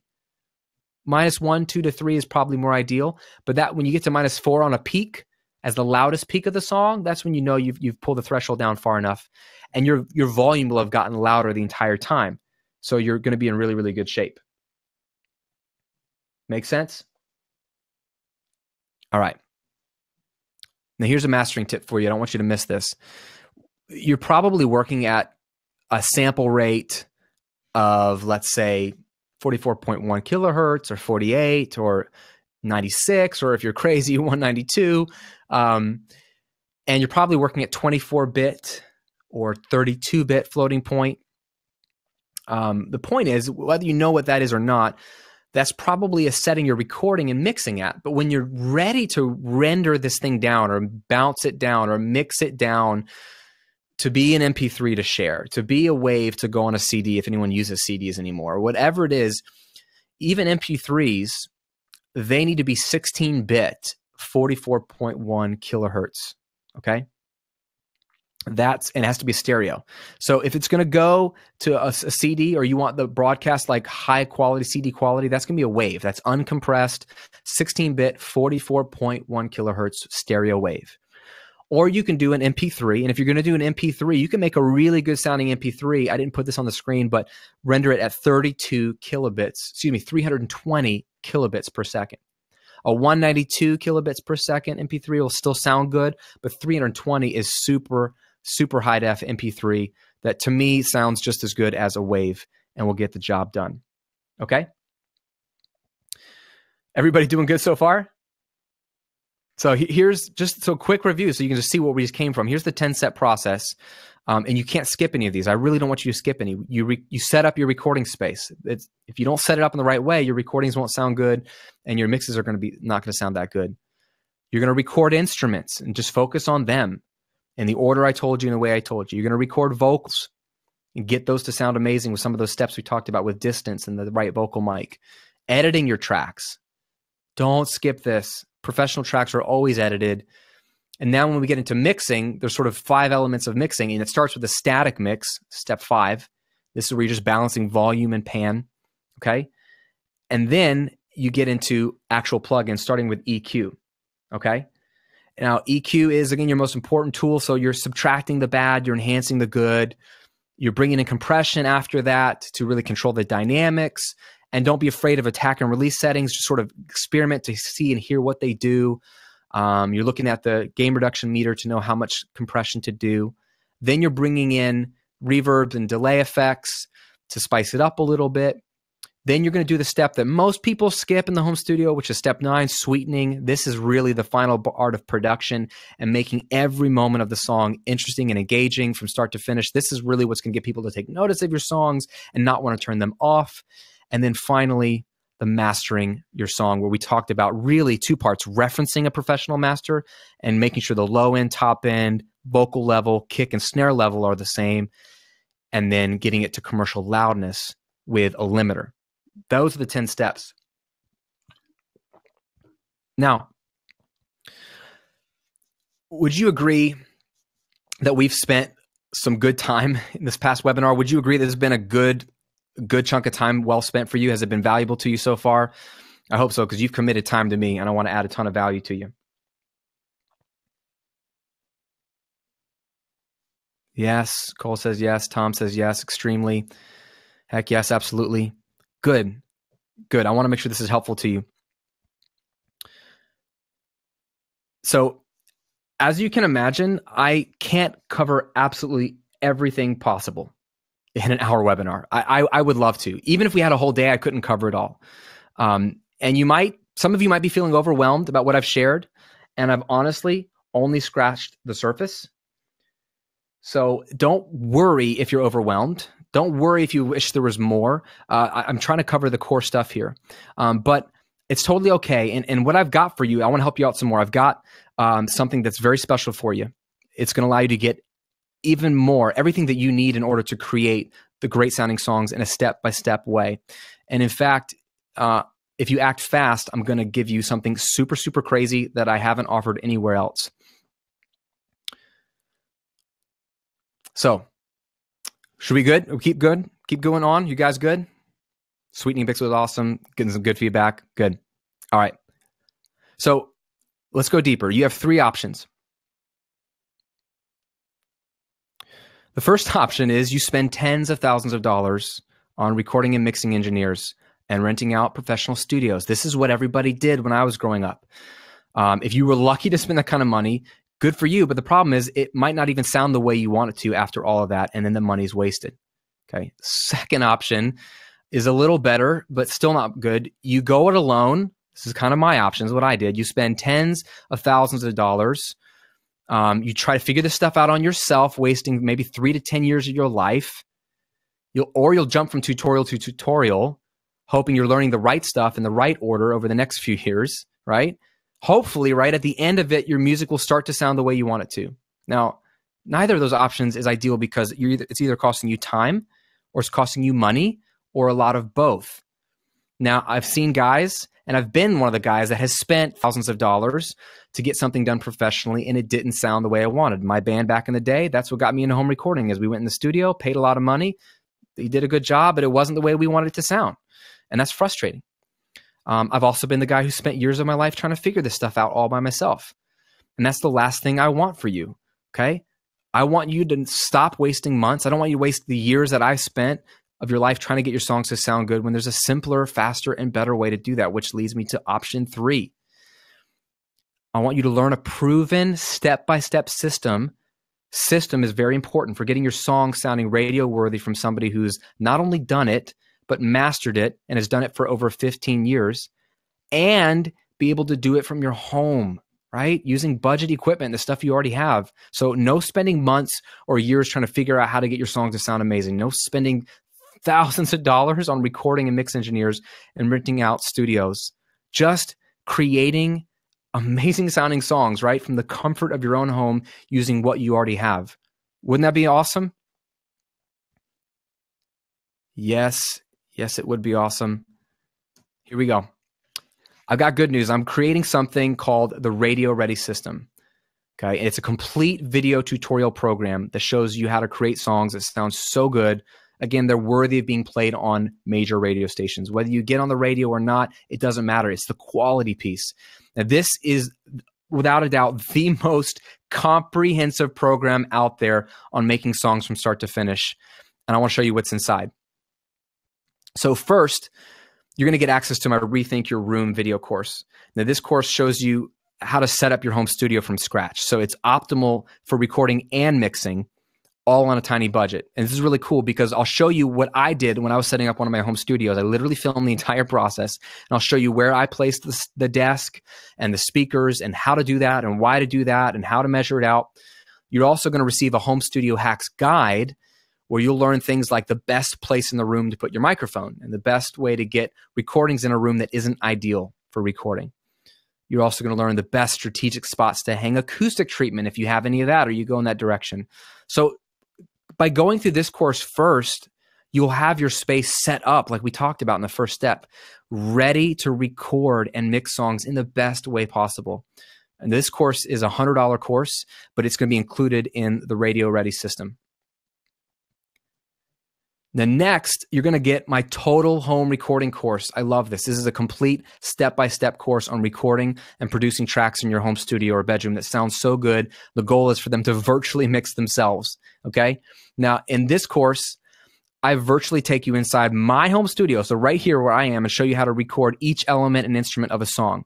I literally recorded an entire band in my home studio, and I walk you through every step of it of the way. So I show you how to record literally drum tracks. We took in a drum kit and set up a whole kit in this tiny little room that does not sound good for drums. And I show you how to capture and produce a killer drum sound, including killer guitars, bass, vocal tracks. The whole idea is that they require little to no EQ in the mix.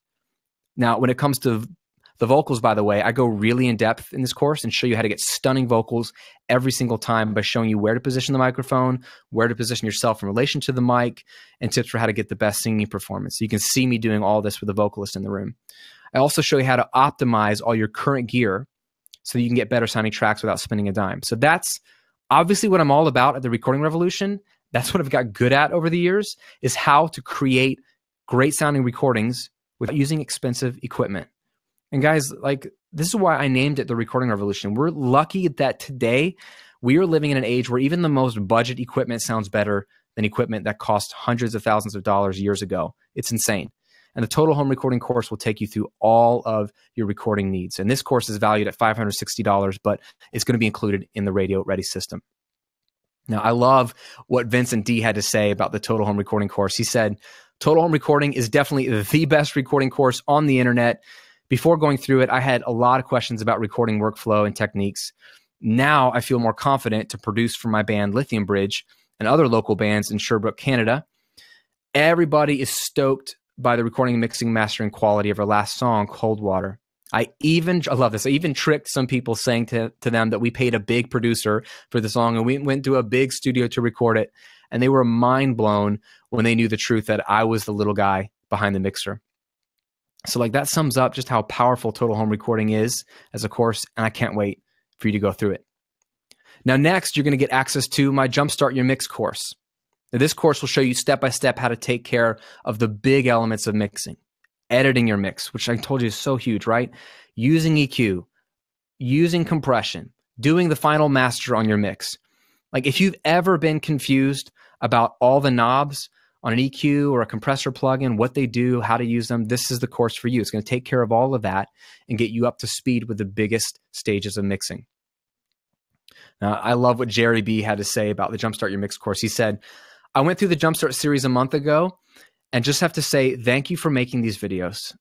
I myself went to a recording school a few years ago. The school was pretty fast-paced, where they'd teach on something and then a day or so later, they were on something else. In the first week, I found myself not able to wrap my head around something, but once I got it down, they were already on something else and I was trying to play catch up. Thank you so much for these videos. Rather than pay $3,000 for a refresher course and have to take 5 weeks off from my job, I can buy your videos a whole lot cheaper and learn a lot more in depth at my own pace. I do have to say these videos help you feel empowered to take on a mix with more confidence than just turning knobs and hoping it sounds better by luck. Now, the Jumpstart Your Mix course is valued at $350, which, by the way, would be a bargain considering that a refresher course at music schools like that I've gone to or that you can get online would cost $3,000. However, the Jumpstart Your Mix course is, of course, included in the Radio Ready system. Now, next, you're going to get my flagship mixing course, Rethink Mixing. Now, while the Jumpstart Your Mix course gets you up to speed with the big elements like editing, EQ, compression, mastering, the Rethink Mixing course takes you step by step through mixing an entire song. I literally take raw tracks that were recorded in someone's basement, okay? I recorded them myself, I know, and I show you how I mix the entire song step by step to a level where it could be played on the radio. Now, what's awesome about this is I can show you how to create wide mixes with clarity and depth, how to get the perfect volume balance every time, how to ensure that your mixes will translate beautifully everywhere else. You don't want your mix to just sound good in your studio but sound awful everywhere else, whether it's the car or your headphones or laptop. We go way in depth on sweetening your mix like we talked about, and I'll show you how to master complex automation moves to breathe life into your tracks. Now, I literally show you every plugin setting I use and every strategy along the way. I don't miss a thing. None of the mixing is done off camera, as it were. And this is all done using stock plugins in my software. So you don't have to go out and buy a bunch of expensive plugins to get your song sounding great. I basically show you how to do it with what you would have. So by the end of the course, you will have the ability to create songs that sound so good they could be played on the radio, all with just using what you already have. Now here's what Alex had to say about Rethink Mixing. I just want to say how absolutely brilliant the training has been. I wish so very much that money I had spent on gear had been spent with you sooner. I came to recording and mixing a little late. I've been doing it for about 6 years. I'm 32, so I haven't had any formal schooling. And just like you mentioned in your videos, I have been piecing it together from snippets of tips and tricks, trying to build that elusive whole picture. I've paid for other mixing production videos on well-known training websites in the past, but none of them actually explain the reasoning like you do, or the workflow so completely. With your videos, I actually understand why things are being done. And Rethink Mixing really does just tie it all together and bring so much clarity to the process. I've started already using your techniques in my mixes, and honestly, it's making mixing fun again and quicker. I love this. So as you can see, Rethink Mixing is really the most comprehensive mixing course. I built it that way on purpose, and it will get your mixes sounding stunning in the fastest time possible. Now, Rethink Mixing course is valued at $590, but of course, it's going to be included in the Radio Ready system. So here's an overview of what you're going to get with a Radio Ready system. Firstly, you get Rethink Your Room video course, which shows you how to set up your room to make it ideal for recording and mixing. Then you're going to get Total Home Recording, my complete step-by-step course for recording tracks in your home studio or bedroom. Tracks that sound so good they virtually mix themselves. You're going to get the Jumpstart Your Mix course, which will get you up to speed with in-depth editing, EQ, compression, and how to master your tracks for final release. You're going to get the Rethink Mixing course, which is my complete step-by-step course for mixing your tracks to a professional level from start to finish. And the total value for all this is $1,600. Now, I should say that in full disclosure, the Radio Ready system is not for you if you really expect a magic pill to get a record deal or to get on the radio, because I can't do that for you. I can't promise you that. It's up to you. And this is not going to be for you if you expect results without putting in any effort. That's the hard part about being a teacher, is I can't make you do anything. I can only give you what you need. You have to be passionate about your music. You have to be willing to put in the time that it takes, okay? Now, what I will say is that if you follow the steps exactly as I teach them, your songs will sound much better. And if your songs sound better, you have a much better chance of having your music heard and appreciated. Now, who these courses have worked for are singer-songwriters, music producers, people who are just starting out, aspiring mixing and recording engineers if you just want to freelance, if you're in a band, and tens of thousands of people who simply have a passion for making music. And my students have ranged from age 12 all the way up to 77. And we've got both guys and girls who take the courses, which is awesome. And they're getting amazing sounding songs. And they range across all kinds of genres of music, because it's the principles that I teach in these courses that are universal. Now, I had two choices with this concept. Option one for me was I could go as cheap as possible and try to sell as many spaces for the Radio Ready system as possible, but this wouldn't incentivize me to really stack on as much value as possible and give you as much as I possibly can. Option two was that it would require a little higher investment on your part, but in exchange, I could devote more resources to guarantee your success. Now, I just want to show you this comment again from Mike J, because I think it sums up what the Radio Ready system is all about.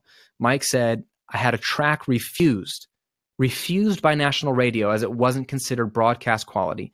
And I remixed it based on your processes. Boom, it's getting radio time. Hug it out.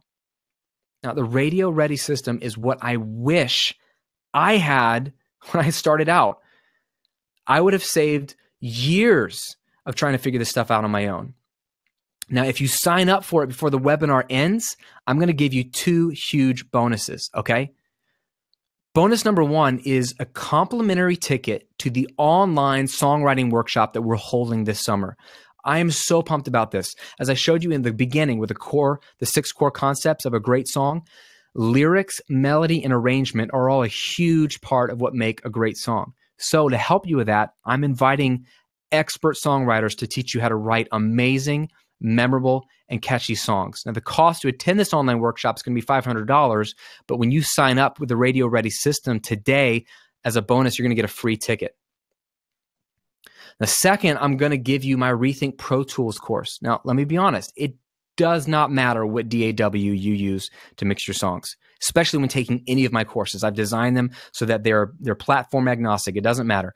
But the best DAW that you have, the best DAW to use is the one that you have, basically. So I want you to stick with that. I've used Pro Tools for over 15 years. That's why I use it. And I use it because, well, when I started out, it was one of the only options out there, and it was the best option. Today, there are a number of different DAWs. They're all great. I own a few of them. However, when you go to professional studios, and if you're going to work with other mixing engineers and producers, most of them use Pro Tools. Okay? So if you haven't picked a DAW or software yet, and you've been thinking of using Pro Tools, or you already use Pro Tools and maybe you wanted to learn how to use Pro Tools in addition to the one you're using, my Rethink Pro Tools course will show you how to use it step by step in the most efficient way so you can mix your songs rapidly. So here's what I do. Over the space of 7 videos, I show you how to create a song from start to finish using Pro Tools. And it's the best way to teach it. So I open up a Pro Tools session. It's blank. I explain how it all works.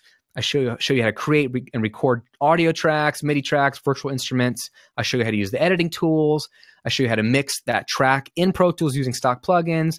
I teach you all the shortcuts so you can work fast. With Rethink Pro Tools, I literally take you by the hand through the entire process of recording and mixing a song in Pro Tools as if you were my friend sitting next to me at my computer with coffee in hand. Now, here's what Brent had to say about the Rethink Pro Tools course. Okay, so I just bought Rethink Pro Tools. Oh my gosh, it's awesome. Graham, thank you so much for the series. I learned more in this series than I did in 12 months of Pro Tools classes with an engineer friend of mine. I love how simply and concisely Graham explains everything. If you're new to Pro Tools or you're a moderate user, Rethink Pro Tools will definitely get you up and running with all aspects of recording. Now, the Rethink Pro Tools course is valued at $200, and other places will charge you thousands of dollars, which is crazy, just to learn how to use Pro Tools. But you're going to get it completely free with the Radio Ready system if you join today. So to recap, here's what you're getting. Firstly, you're going to get Rethink Your Room video course, shows you how to set up your room, make it ideal for recording and mixing. Second, you're going to get the Total Home Recording course, my complete step-by-step course for recording tracks in your home studio or bedroom that virtually mix themselves. Third, you're going to get the Jumpstart Your Mix course, which will get you up to speed on editing your tracks, using EQ, using compression, mastering your tracks for final release. Fourth, you're going to get the Rethink Mixing course, which is my flagship mixing course, complete step-by-step course for mixing your tracks to a professional level from start to finish. Fifth, you're going to get a free ticket to our online songwriting workshop where seasoned songwriters are going to walk you through and teach you how to write incredible, memorable, and catchy songs. And then you're going to get Rethink Pro Tools, which is a course that will walk you through step-by-step how to use Pro Tools, which is the most widely used DAW in the industry, which brings the total value to just around $2,300. Now, if this was all you did to get your music sounding as good as you want to hear on the radio, would it be worth it? If all it did for you basically was give you the skills and tools to make one great song that you would be proud of and would blow away all your friends, wouldn't it be worth it? Because then you would know that stuff and you could do it every single time. Now, I want you to consider the way it used to be and the cost of making a song. You would have to hire a recording and mix engineer for a song, and that can cost you anywhere from $500 to multiple thousands of dollars per engineer, still today. And this is adding to the cost of this is renting a professional studio. So every time you wanted to record, every year you had an album, every time you had an EP, this can be a few $100s just for a few hours. You'll probably need to do multiple recordings. So very quickly, recording an entire album of songs can end up costing you over $20,000, no joke. And that's just on the low end if you do it professionally. This is why I'm so adamant about learning how to do it yourself. And that's why it's one of the best investments you can make in yourself. That's why the Recording Revolution exists. You really can get professional sounding songs that are record label quality just by using the inexpensive equipment you have and by recording and mixing your song in your home studio or bedroom. It's possible, but only if you have a solid step-by-step process to follow and learn the skills to do so. So when you consider the cost of getting your songs to sound good the traditional way, the way I had to, you can see why students are happy to pay me $3,000 to spend a weekend with me just to learn this stuff. We get together in workshops and they learn the techniques and tactics over a weekend that allow them to record and mix their own songs and have them sound amazing. And they can go then do that all from the comfort of their home studio. So I'm sure you'd agree that the Radio Ready system would be a good deal at $2,000. And when I open up spaces for it to the general public, the Radio Ready system is going to be $997. It's going to sell for $997. But because you're amazing, you took time to be on my webinar and you've made it this far, I know that you're hardcore, you're passionate about music. So I'm going to give you access to the entire Radio Ready system for just one payment of $397. That's a huge 60% discount on what the rest of the general public are going to be charged for this program. So here's what you need to do next is simply get started. Hit the Get Started button and just complete the checkout process. Then check your email for your login details, and you'll be able to get started using the Radio Ready system. It's really that simple. So when you log in to the private members area, you'll be able to access all the courses of the Radio Ready system and begin watching them immediately right here. And by the way, your single one-time payment of $397 gets you lifetime access to these courses. There's no expiration. There's no timetable. This will be your material that you can reference on your phone, your tablet, your computer, anywhere in the world, anytime you want for years and years to come. Now, if you sign up before the webinar ends, I'm also going to give you another bonus. I'm going to personally give you a custom mix critique for one of your songs. Now, I don't offer very many of these anymore. However, after you've gone through the courses in the Radio Ready system, and let's say you record a song, mix it, and you want feedback on it, all you have to do is simply email me your song and your receipt for the Radio Ready system that you bought. And I'll give you feedback and pointers on how to improve your mix that you can then apply to your future songs. So just click the button, get started now for just $397. That's all you have to do is click the button and get started, and you can enroll right now. Now, there are two choices you can take. The first option, for sure, obviously, is you can do nothing. You do not have to take this leap of faith, which, by the way, is a leap of faith that is 100% risk-free. The second option is that you can invest this small amount today in yourself compared to the huge amount of value you're going to get in return, and you simply just give it a shot. If it works for you, and I'm positive it's going to work for you because I've had tens of thousands of students go through this material. If it works for you, great. If not, simple. You just ask for your money back, and I'll rush it to you. No questions asked. Because the Radio Ready system comes with a 100% 60-day money-back guarantee. And my guarantee is simple. I want you to be happy. I don't want to take your money if it doesn't deliver results. So if in 60 days of going through this stuff, if you don't feel that I deliver the goods to justify your investment, just contact me. I'll refund every cent to you. No questions asked. It's that simple. And because all the courses are accessed online, there's nothing that you have to send back either. So it's truly no risk. It puts all the risk on me, actually, because I'm going to share all of my proven strategies and tactics for recording great songs. It's taken me over 15 years to scrape together, and yet you have the opportunity to say no thanks at any time. So the real question is it worth gambling a few minutes of your time to potentially have a complete system for making great songs using the equipment you already have? Now, a friendly warning, you only get the bonuses if you sign up before the end of this webinar. Okay, so the $500 ticket to the online songwriting workshop, the step-by-step Rethink Pro Tools course, the custom mix critique for me, they're only for people who join right now before the webinar ends. So when you join right now, here's everything you're going to get, right? The Rethink Your Room video course. You're going to get the total home recording course, my complete step-by-step course for recording tracks in your home studio and bedroom that virtually mix themselves. I love it. That way mixing is so much easier. You're going to get the Jumpstart Your Mix course, which is going to speed up your editing, EQ, compression, how to master your tracks. You're going to get the Rethink Mixing course, my complete step-by-step course for mixing your tracks to a professional level from start to finish. You're going to get a free ticket to attend our amazing online songwriting workshop this summer worth $500. You can get my Rethink Pro Tools course, which will walk you through step-by-step how to use Pro Tools, the most widely used and powerful DAW in the industry. And you're going to get a custom mix critique from me personally. So you're getting $2,450 of value for just one payment of $397 if you join before the webinar ends. Now, the way I see it, There are two types of people, and I see it all the time. There's those that make things happen with their music, and are those who watch other people make things happen. And I don't want you to be the second person. I want to help you create amazing music, because music and teaching are my two biggest passions. So I hope that you'll join me on this journey to create amazing music. Now, as I promised at the beginning of the webinar, you can download the 10 steps we went through today in a printable format. Just go to the link right there, recordingrevolution.com/10 steps, and you can get all the 10 steps downloadable for your checklist. Now, I noticed we had a lot of questions, and I mean a lot, during the webinar. So what I'm going to do now is move to a Q&A to answer some of the questions you have. I'm going to leave the link up so you can join the Radio Ready system, so that all the bonuses will still be valid if you join before the Q&A ends.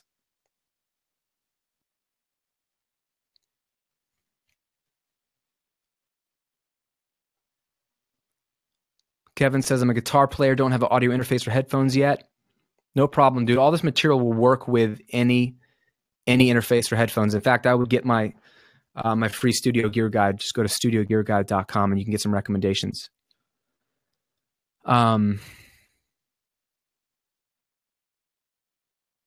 Tony says, if you make surgical cuts using EQ on a track, do you boost to an EQ on a track bus or use another EQ plugin on the same track? So yeah, Tony, when I EQ, I'll do it all in one EQ. I will cut first in terms of what I do first, but then I'll also add my boosts there in the same EQ. That was just one plugin I can bypass and know did the EQ work. Great question. Mike says, great webinar. Thank you. Hey, thank you, Mike. Is there a value in lo-fi work? Consider Bon Iver's. Oh, yeah. So some people don't like lo-fi, that sound that's not as crisp or upfront, but it's a legitimate sound. A lot of my friends make records in that vein, and it's a different style. And it's actually become really popular. You know, the Black Keys they kind of made that super popular lately with just grungy, like chopped off top end. It's not bright. So I think it's totally valid. Brian asks about the courses. Do they need to be utilized in any particular order?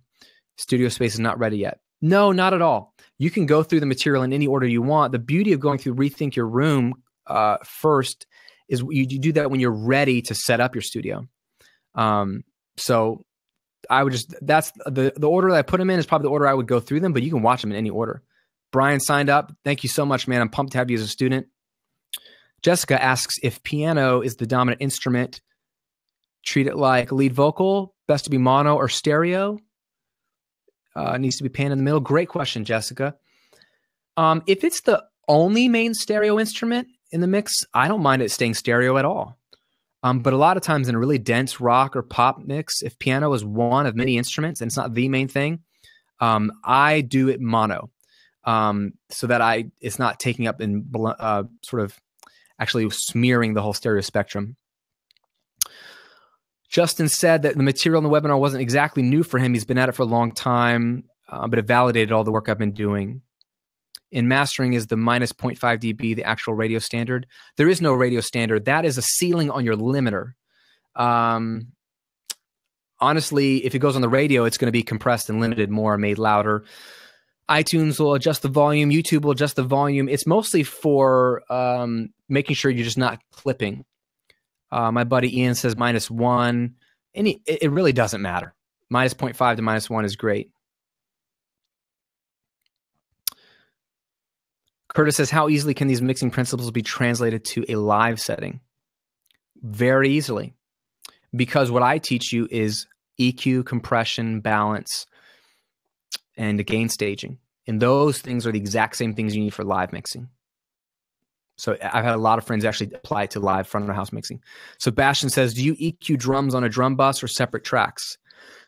And if separate tracks, to use a linear EQ. I do both. I'll do a little bit of EQ or compression on the drum bus first.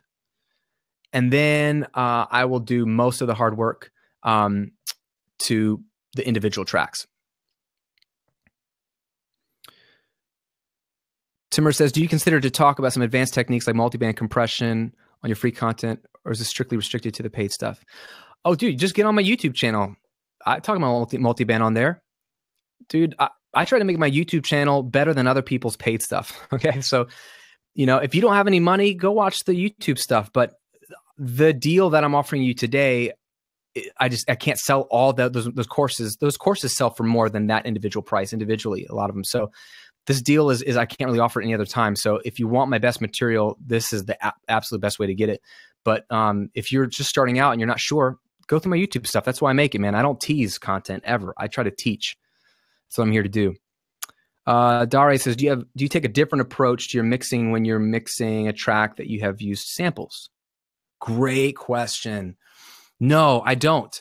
But if you have samples, you want to bring them in at the beginning during your static mix, right? So step 5 that we talked about today, the static mix is where I want to make sure I've blended the sample. Oh, drum samples. But same thing with virtual instruments, if that's what you're talking about for samples. You treat it like a regular track. You blend it with volume and pan first. And then if it needs EQ or compression, you use it. No different than a real track. If it doesn't, if it sounds good to you, leave it. Chris says, Graham, thanks for putting this on. Learned some new stuff, and I've been in the business for many years. You point out a lot of things that will help me with my mixes. Chris, my honor, dude. Thank you for spending time with me today. Jerry says, Graham, thanks. You made a huge difference in all my mixes. Thank you. I'm glad to help, man. You guys are so sweet. Jessica says, how would you pan strings, violins, viola, cello, bass? I do it differently every time. I just did a hip hop track for somebody, and it's string focused. And during the static mix, I just played I had a bunch of different versions of the string mix. Hey, Dayon, I think Carl is having a problem with the button. I think he's mentioned a couple of things. But yeah, Jessica, about your question with the strings, I will fiddle around with different panning and see what feels right with the song. And it's probably different every song. So that's where you might want to spend more time. And that way you can experiment with different settings. Yeah, like Kane said, if the button's not working, just type in recrevo.com. It's on the screen here, but recrevo.com. Recrevo, that'll take you a little short link there. Graham, do you have any tips on lyric writing, like where you can go and get more info? I mean, there's people that teach lyric writing. The best teacher in my mind is 2 places: listening to really good songs and studying their lyrics and picking them apart and starting to see patterns in people that write lyrics. Are they very poetic and a lot of metaphors, or is it very much conversational? Is it very flowery? Is it very short and brief? What's the rhyming structure? Is it like traditional A, B, A, B, or A, B, B, or just you got to become a student of music. And then 2, I listen to interviews with my favorite songwriters. I just listen to what they talk about and the songwriting process. And like I said, dude, join the Radio Ready system today, please, and you'll get the free ticket to the online songwriting summit that we're going to be doing later this summer. And you'll get all the details about that when it's ready, because I'm going to be bringing in some of the best songwriters that I know and some of the seasoned vets in our industry so that they can bring directly to you the best way to write songs. This is something I've been wanting to do for a long time. It's going to be amazing, and it's not going to be cheap or free. So if you want a free ticket, you might as well join today. Brandon says, Graham, I just want to say thank you for all your videos. You taught me tons. I'm always sending people your way to learn. Dude, thank you, Brandon. That means so much. Jessica, thanks for hanging out. Let's see. Any more questions? Jeff, what's the best way to blend virtual instruments and acoustic instruments? Just treat them like they're the same, man. A virtual instrument to the listener should sound like a real instrument. So it's all about blending in that static mix section.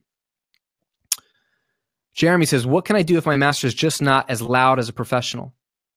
It might be that your limiter, it doesn't stay as transparent, so you can't push the volume as much as you like. There are other tricks you can do, like introducing some distortion, which sounds counterintuitive, to actually kind of lop off some of the transients. It also depends on how you mix things, like in the mix, like how you mix the snare drum and mix the kick drum. If those are too loud, they're going to trigger the limiter the most, and then you're going to not be able to get as much volume as you like. Yes, Jeremy, there's a printable version of the 10 steps right here on the screen. Go to therecordingrevolution.com/10steps, 10 steps. And you can then download the PDF right there and you can print it up. Jeff says, what's the best third-party mastering software? A lot of great options. I have Ozone from Isotope, very, very powerful because it's multiple tools in one. I also have Steven Slate's FGX, which is mostly just a compressor and a strategic transient designer limiter. But Ozone's probably your best bang for your buck.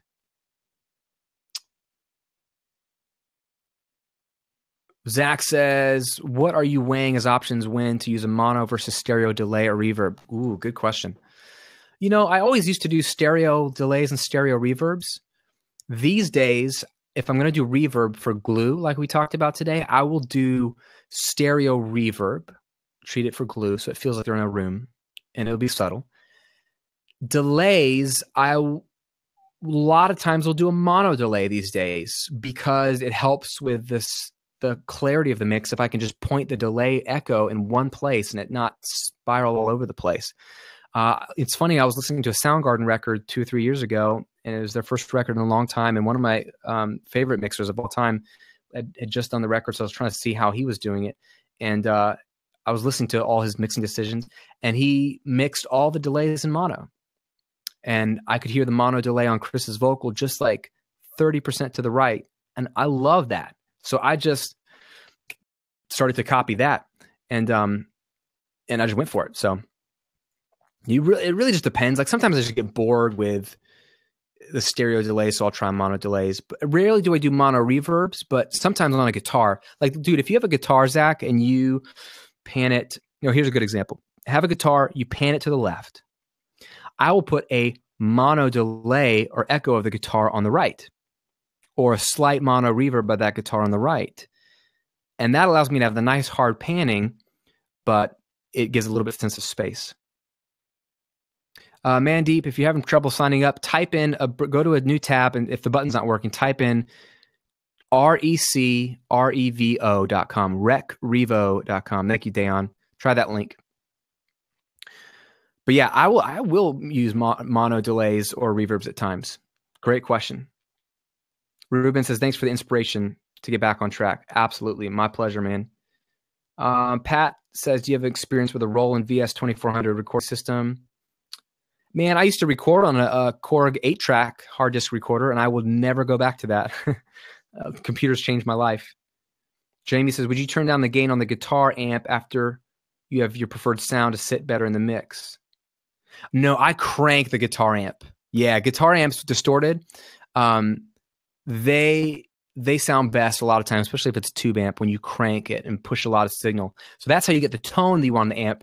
Then you need to have a microphone and the gain on your preamp in your software that's at a more conservative level.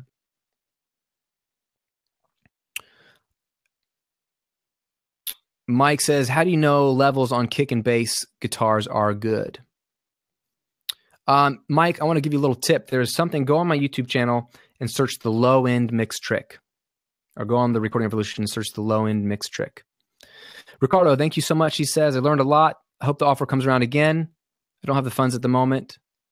Can mastering be done in DAWs? So first part of that, this offer will not come back again. I'm sorry, man. It's going to be, like I said, $997 in the future. This is the only time I can offer at this price. As far as mastering, yes, that's how I master is in a DAW. So all you need to do is render out your final mixes. If you have like an EP, let's say, all 5 mixes, render them out as a stereo 24-bit wave or 32-bit wave. Bring them back into a new session and master them there. I teach you all that in the Jumpstart Your Mix course when I have the whole mastering course in there. I show you how I do it. Cole says, what is the final output level I should put my song to? I noticed that all songs are same volume level. They're not the same volume level, Cole. Actually, I will disagree with you, man. There are some kind of general guidelines for how loud or quiet things should be. But if you just listen to any song, even in today's age, there's more debate than ever what the appropriate loudness is. Some songs are mastered a lot louder than others. And it almost doesn't matter anymore, because if your music's going to go on Spotify, you want to get it to be loud enough. But then honestly, guys, where people are going to be listening to your music is on Spotify, YouTube, even on iTunes. A lot of these software music apps, they automatically adjust the volume of tracks so that they don't sound all over the place. So a lot is changing in terms, you don't have to be the loudest anymore. What I taught you in the mastering step, is good enough to get it loud enough. That's how I master stuff. And it's loud enough for me. It's loud enough for my clients.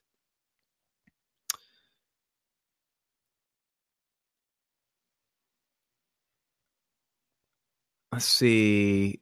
Guys, I have a rock progressive. He wants people to take a look on Spotify. Donnie, is there a reason why you create a submix track for everything to dump into instead of using the default master fader? Yeah, Donnie, that's a Pro Tools specific reason in terms of the workflow that I like. If you get on my site and search master fader in Pro Tools, you will find out why. But it's basically the way master faders work and the way they handle plugins and the signal flow. But it's just more of a Pro Tools thing. Yeah, Brian had a good point. The volume war is about over, so got to consider streaming sources. Yeah, things are changing. Floyd says, thanks, Graham. The webinar is what I need now. I'm so glad to help, man. You guys are amazing. We got a few more minutes here. Just a few more minutes of Q&A. What do you need to know? How can I help you? Simon says, what plugins or effects would you normally put on a master other than a limiter? I'll put anything from EQ to tape saturation to compression to multiband compression. I've even put reverb on my master fader. Steven says, do you have advice on people looking to start their own client business to record or mix? Yeah, Steven, I have a lot of thoughts on that.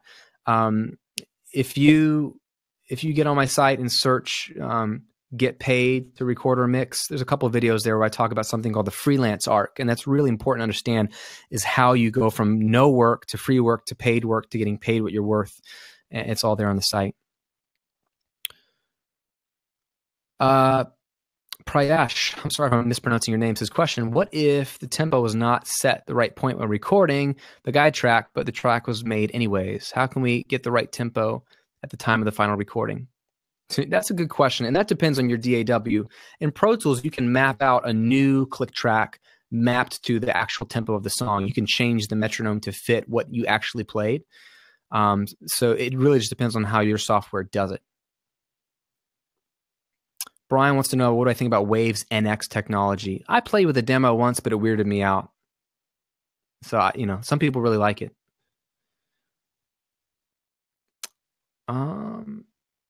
Kane says, where my future studio is, I should have the ability to record outside away from buildings. Would that be better because it's a virtually reflection-free zone? Or is there a reason to record inside? Ooh, I like how you're thinking. Yes, reflection-free, but now you've got the noise of the whole world. Could be a bus down the street or an airplane overhead. So I would experiment, try it.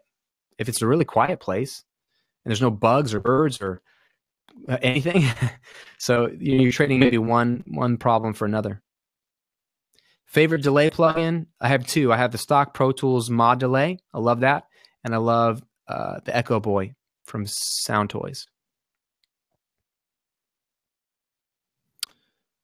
Jack says, if you send many tracks to the same reverb bus, what panning should you use? Great question. Typically, the easiest thing, Jack, is to make sure that you hit a button on your send. In Pro Tools, it's called FMP, for follow main playlist, or follow main pan, I should say.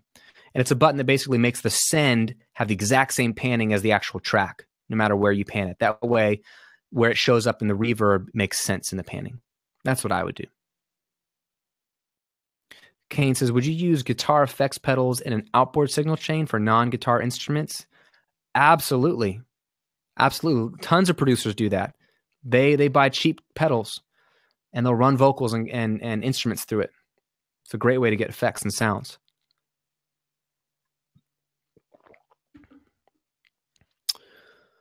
Nairman says, any specific plugin from Waves that you recommend and find it better than competitors? No, I don't think third-party plugins are better. Dude, that's why my whole Rethink Mixing course that you get in the Radio Ready system, that's why I do the entire course with stock plugins.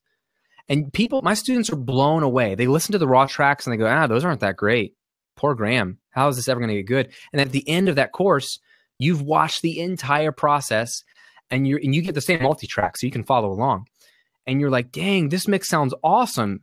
And you realize that I just did that in front of you with the stock free plugins in Pro Tools. I do that for a reason so that you don't make plugins the excuse. It's your mixing method and the step-by-step plan. That's the secret. That's why I'm a huge proponent of education. I like plugins. They're fun. I got friends that make plugins, but I know for a fact you could have the best plugins in the world and no mixing system, and your mixes will still sound awful. Or you could have the best mixing system in the world, aka what I teach you, and no plugins or awful plugins, and your mix will sound great. That shows me what's the difference makes. It's not the plugins. It is the system. It's the education. Steven says, I tried out your one microphone technique on my drum set last week. Sounds really good. Heck yeah, that's awesome, Steven. Let's see. Octave says, I record vocals by connecting the mic directly into the audio interface, no preamp. What should I pay attention to? Okay, this is a great point. I'm glad you brought that up, Octave. The audio interface that you're plugging it into is a preamp. It has a preamp built in. So that's why I love audio interfaces. For $99, you can have a little teeny box with 1 or 2 microphone preamps built in, and then it converts already to the digital signal. So you don't need an extra preamp. Just plug in and just make sure you're getting a conservative level. Couple more questions and we'll wrap it up. Yeah, Pete says your voice is starting to sound strained a bit. Dude, I've been talking for 2 hours plus straight. This is why I can't do webinars all the time. This is a lot. Carl says, I purchased your Radio Ready system, got the receipt. When I send you my mix for critique, do you want the mastered version or just the mix down? Either one, dude. You can just do the mix down. But if you put a limiter on that, I don't mind. I'll tell you if I hear it and it sounds awful. If it's like taking away from the mix, then you'll know. Thanks for joining, man. Floyd asks, EQ first or effects first? EQ first.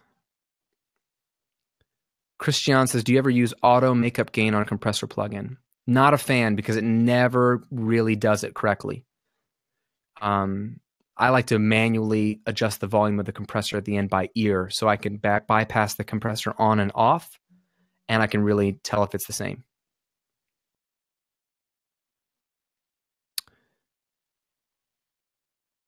Vince, good question. Can you make a record only using VST instruments? Absolutely. It's an instrument, isn't it? Don't get hung up on whether it's real or virtual or digital. If it makes sound and it sounds cool, it's legit. Colin says, how should I start using buses? I'm using Studio One 3 Pro. Colin, if you go through my courses in the Radio Ready system, I outline exactly how to think about buses. The short answer is I like to group tracks by instrument, drums, vocals, guitars, keys, maybe even effects. I'll use buses for groups at the very least, because then you can automate just those faders, or you can add effects to those faders. And then you can sort of have control there. Then I'll use buses for effects like reverb and delay.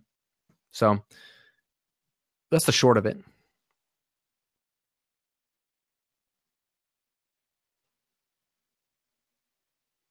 Pat, if you signed up, you should get the receipt. It comes separate from the credit card processor, so you'll get it. Oh, yeah, Carl, I will be gentle on your mix critique. I'm an encouraging person. That's my goal in life, is to encourage. So I'm not going to blast you. I'm just going to try to help you. Thank you, guys. This has been amazing. One question, Dennis. What is your opinion on stereo bass? I'm not a fan, but one of my friends, Jakir King, and he's won Grammys. He'll sometimes put a bass through a stereo reverb and kind of give it some stereo width. So, yeah, great question. Thank you all so much. This is great. I'm going to leave this on the screen. So basically, I'm going to leave the link up. Either you can click on the button or you can go to the link you see on the screen, recrevo.com. Please, if you want all this stuff at this crazy price, this is your day to get it. And if you want the bonuses, you have to get it now while it's live. I'll leave it up for another 15 minutes or so you can join and still get all the bonuses. It has been an honor to have your attention, because I know there's a million other things you could be doing. And for so many of you to stick around the entire time is a huge, humbling honor to me. I am grateful for the time. I'm here to help you. I win if you are getting results in your studio. So please let me know the results you get. I hope to have you as a student. It's been a huge, huge blessing to spend this time with you. Now go Get the Radio Ready system before the price goes up and before the bonuses go away. And I hope to see you out and about.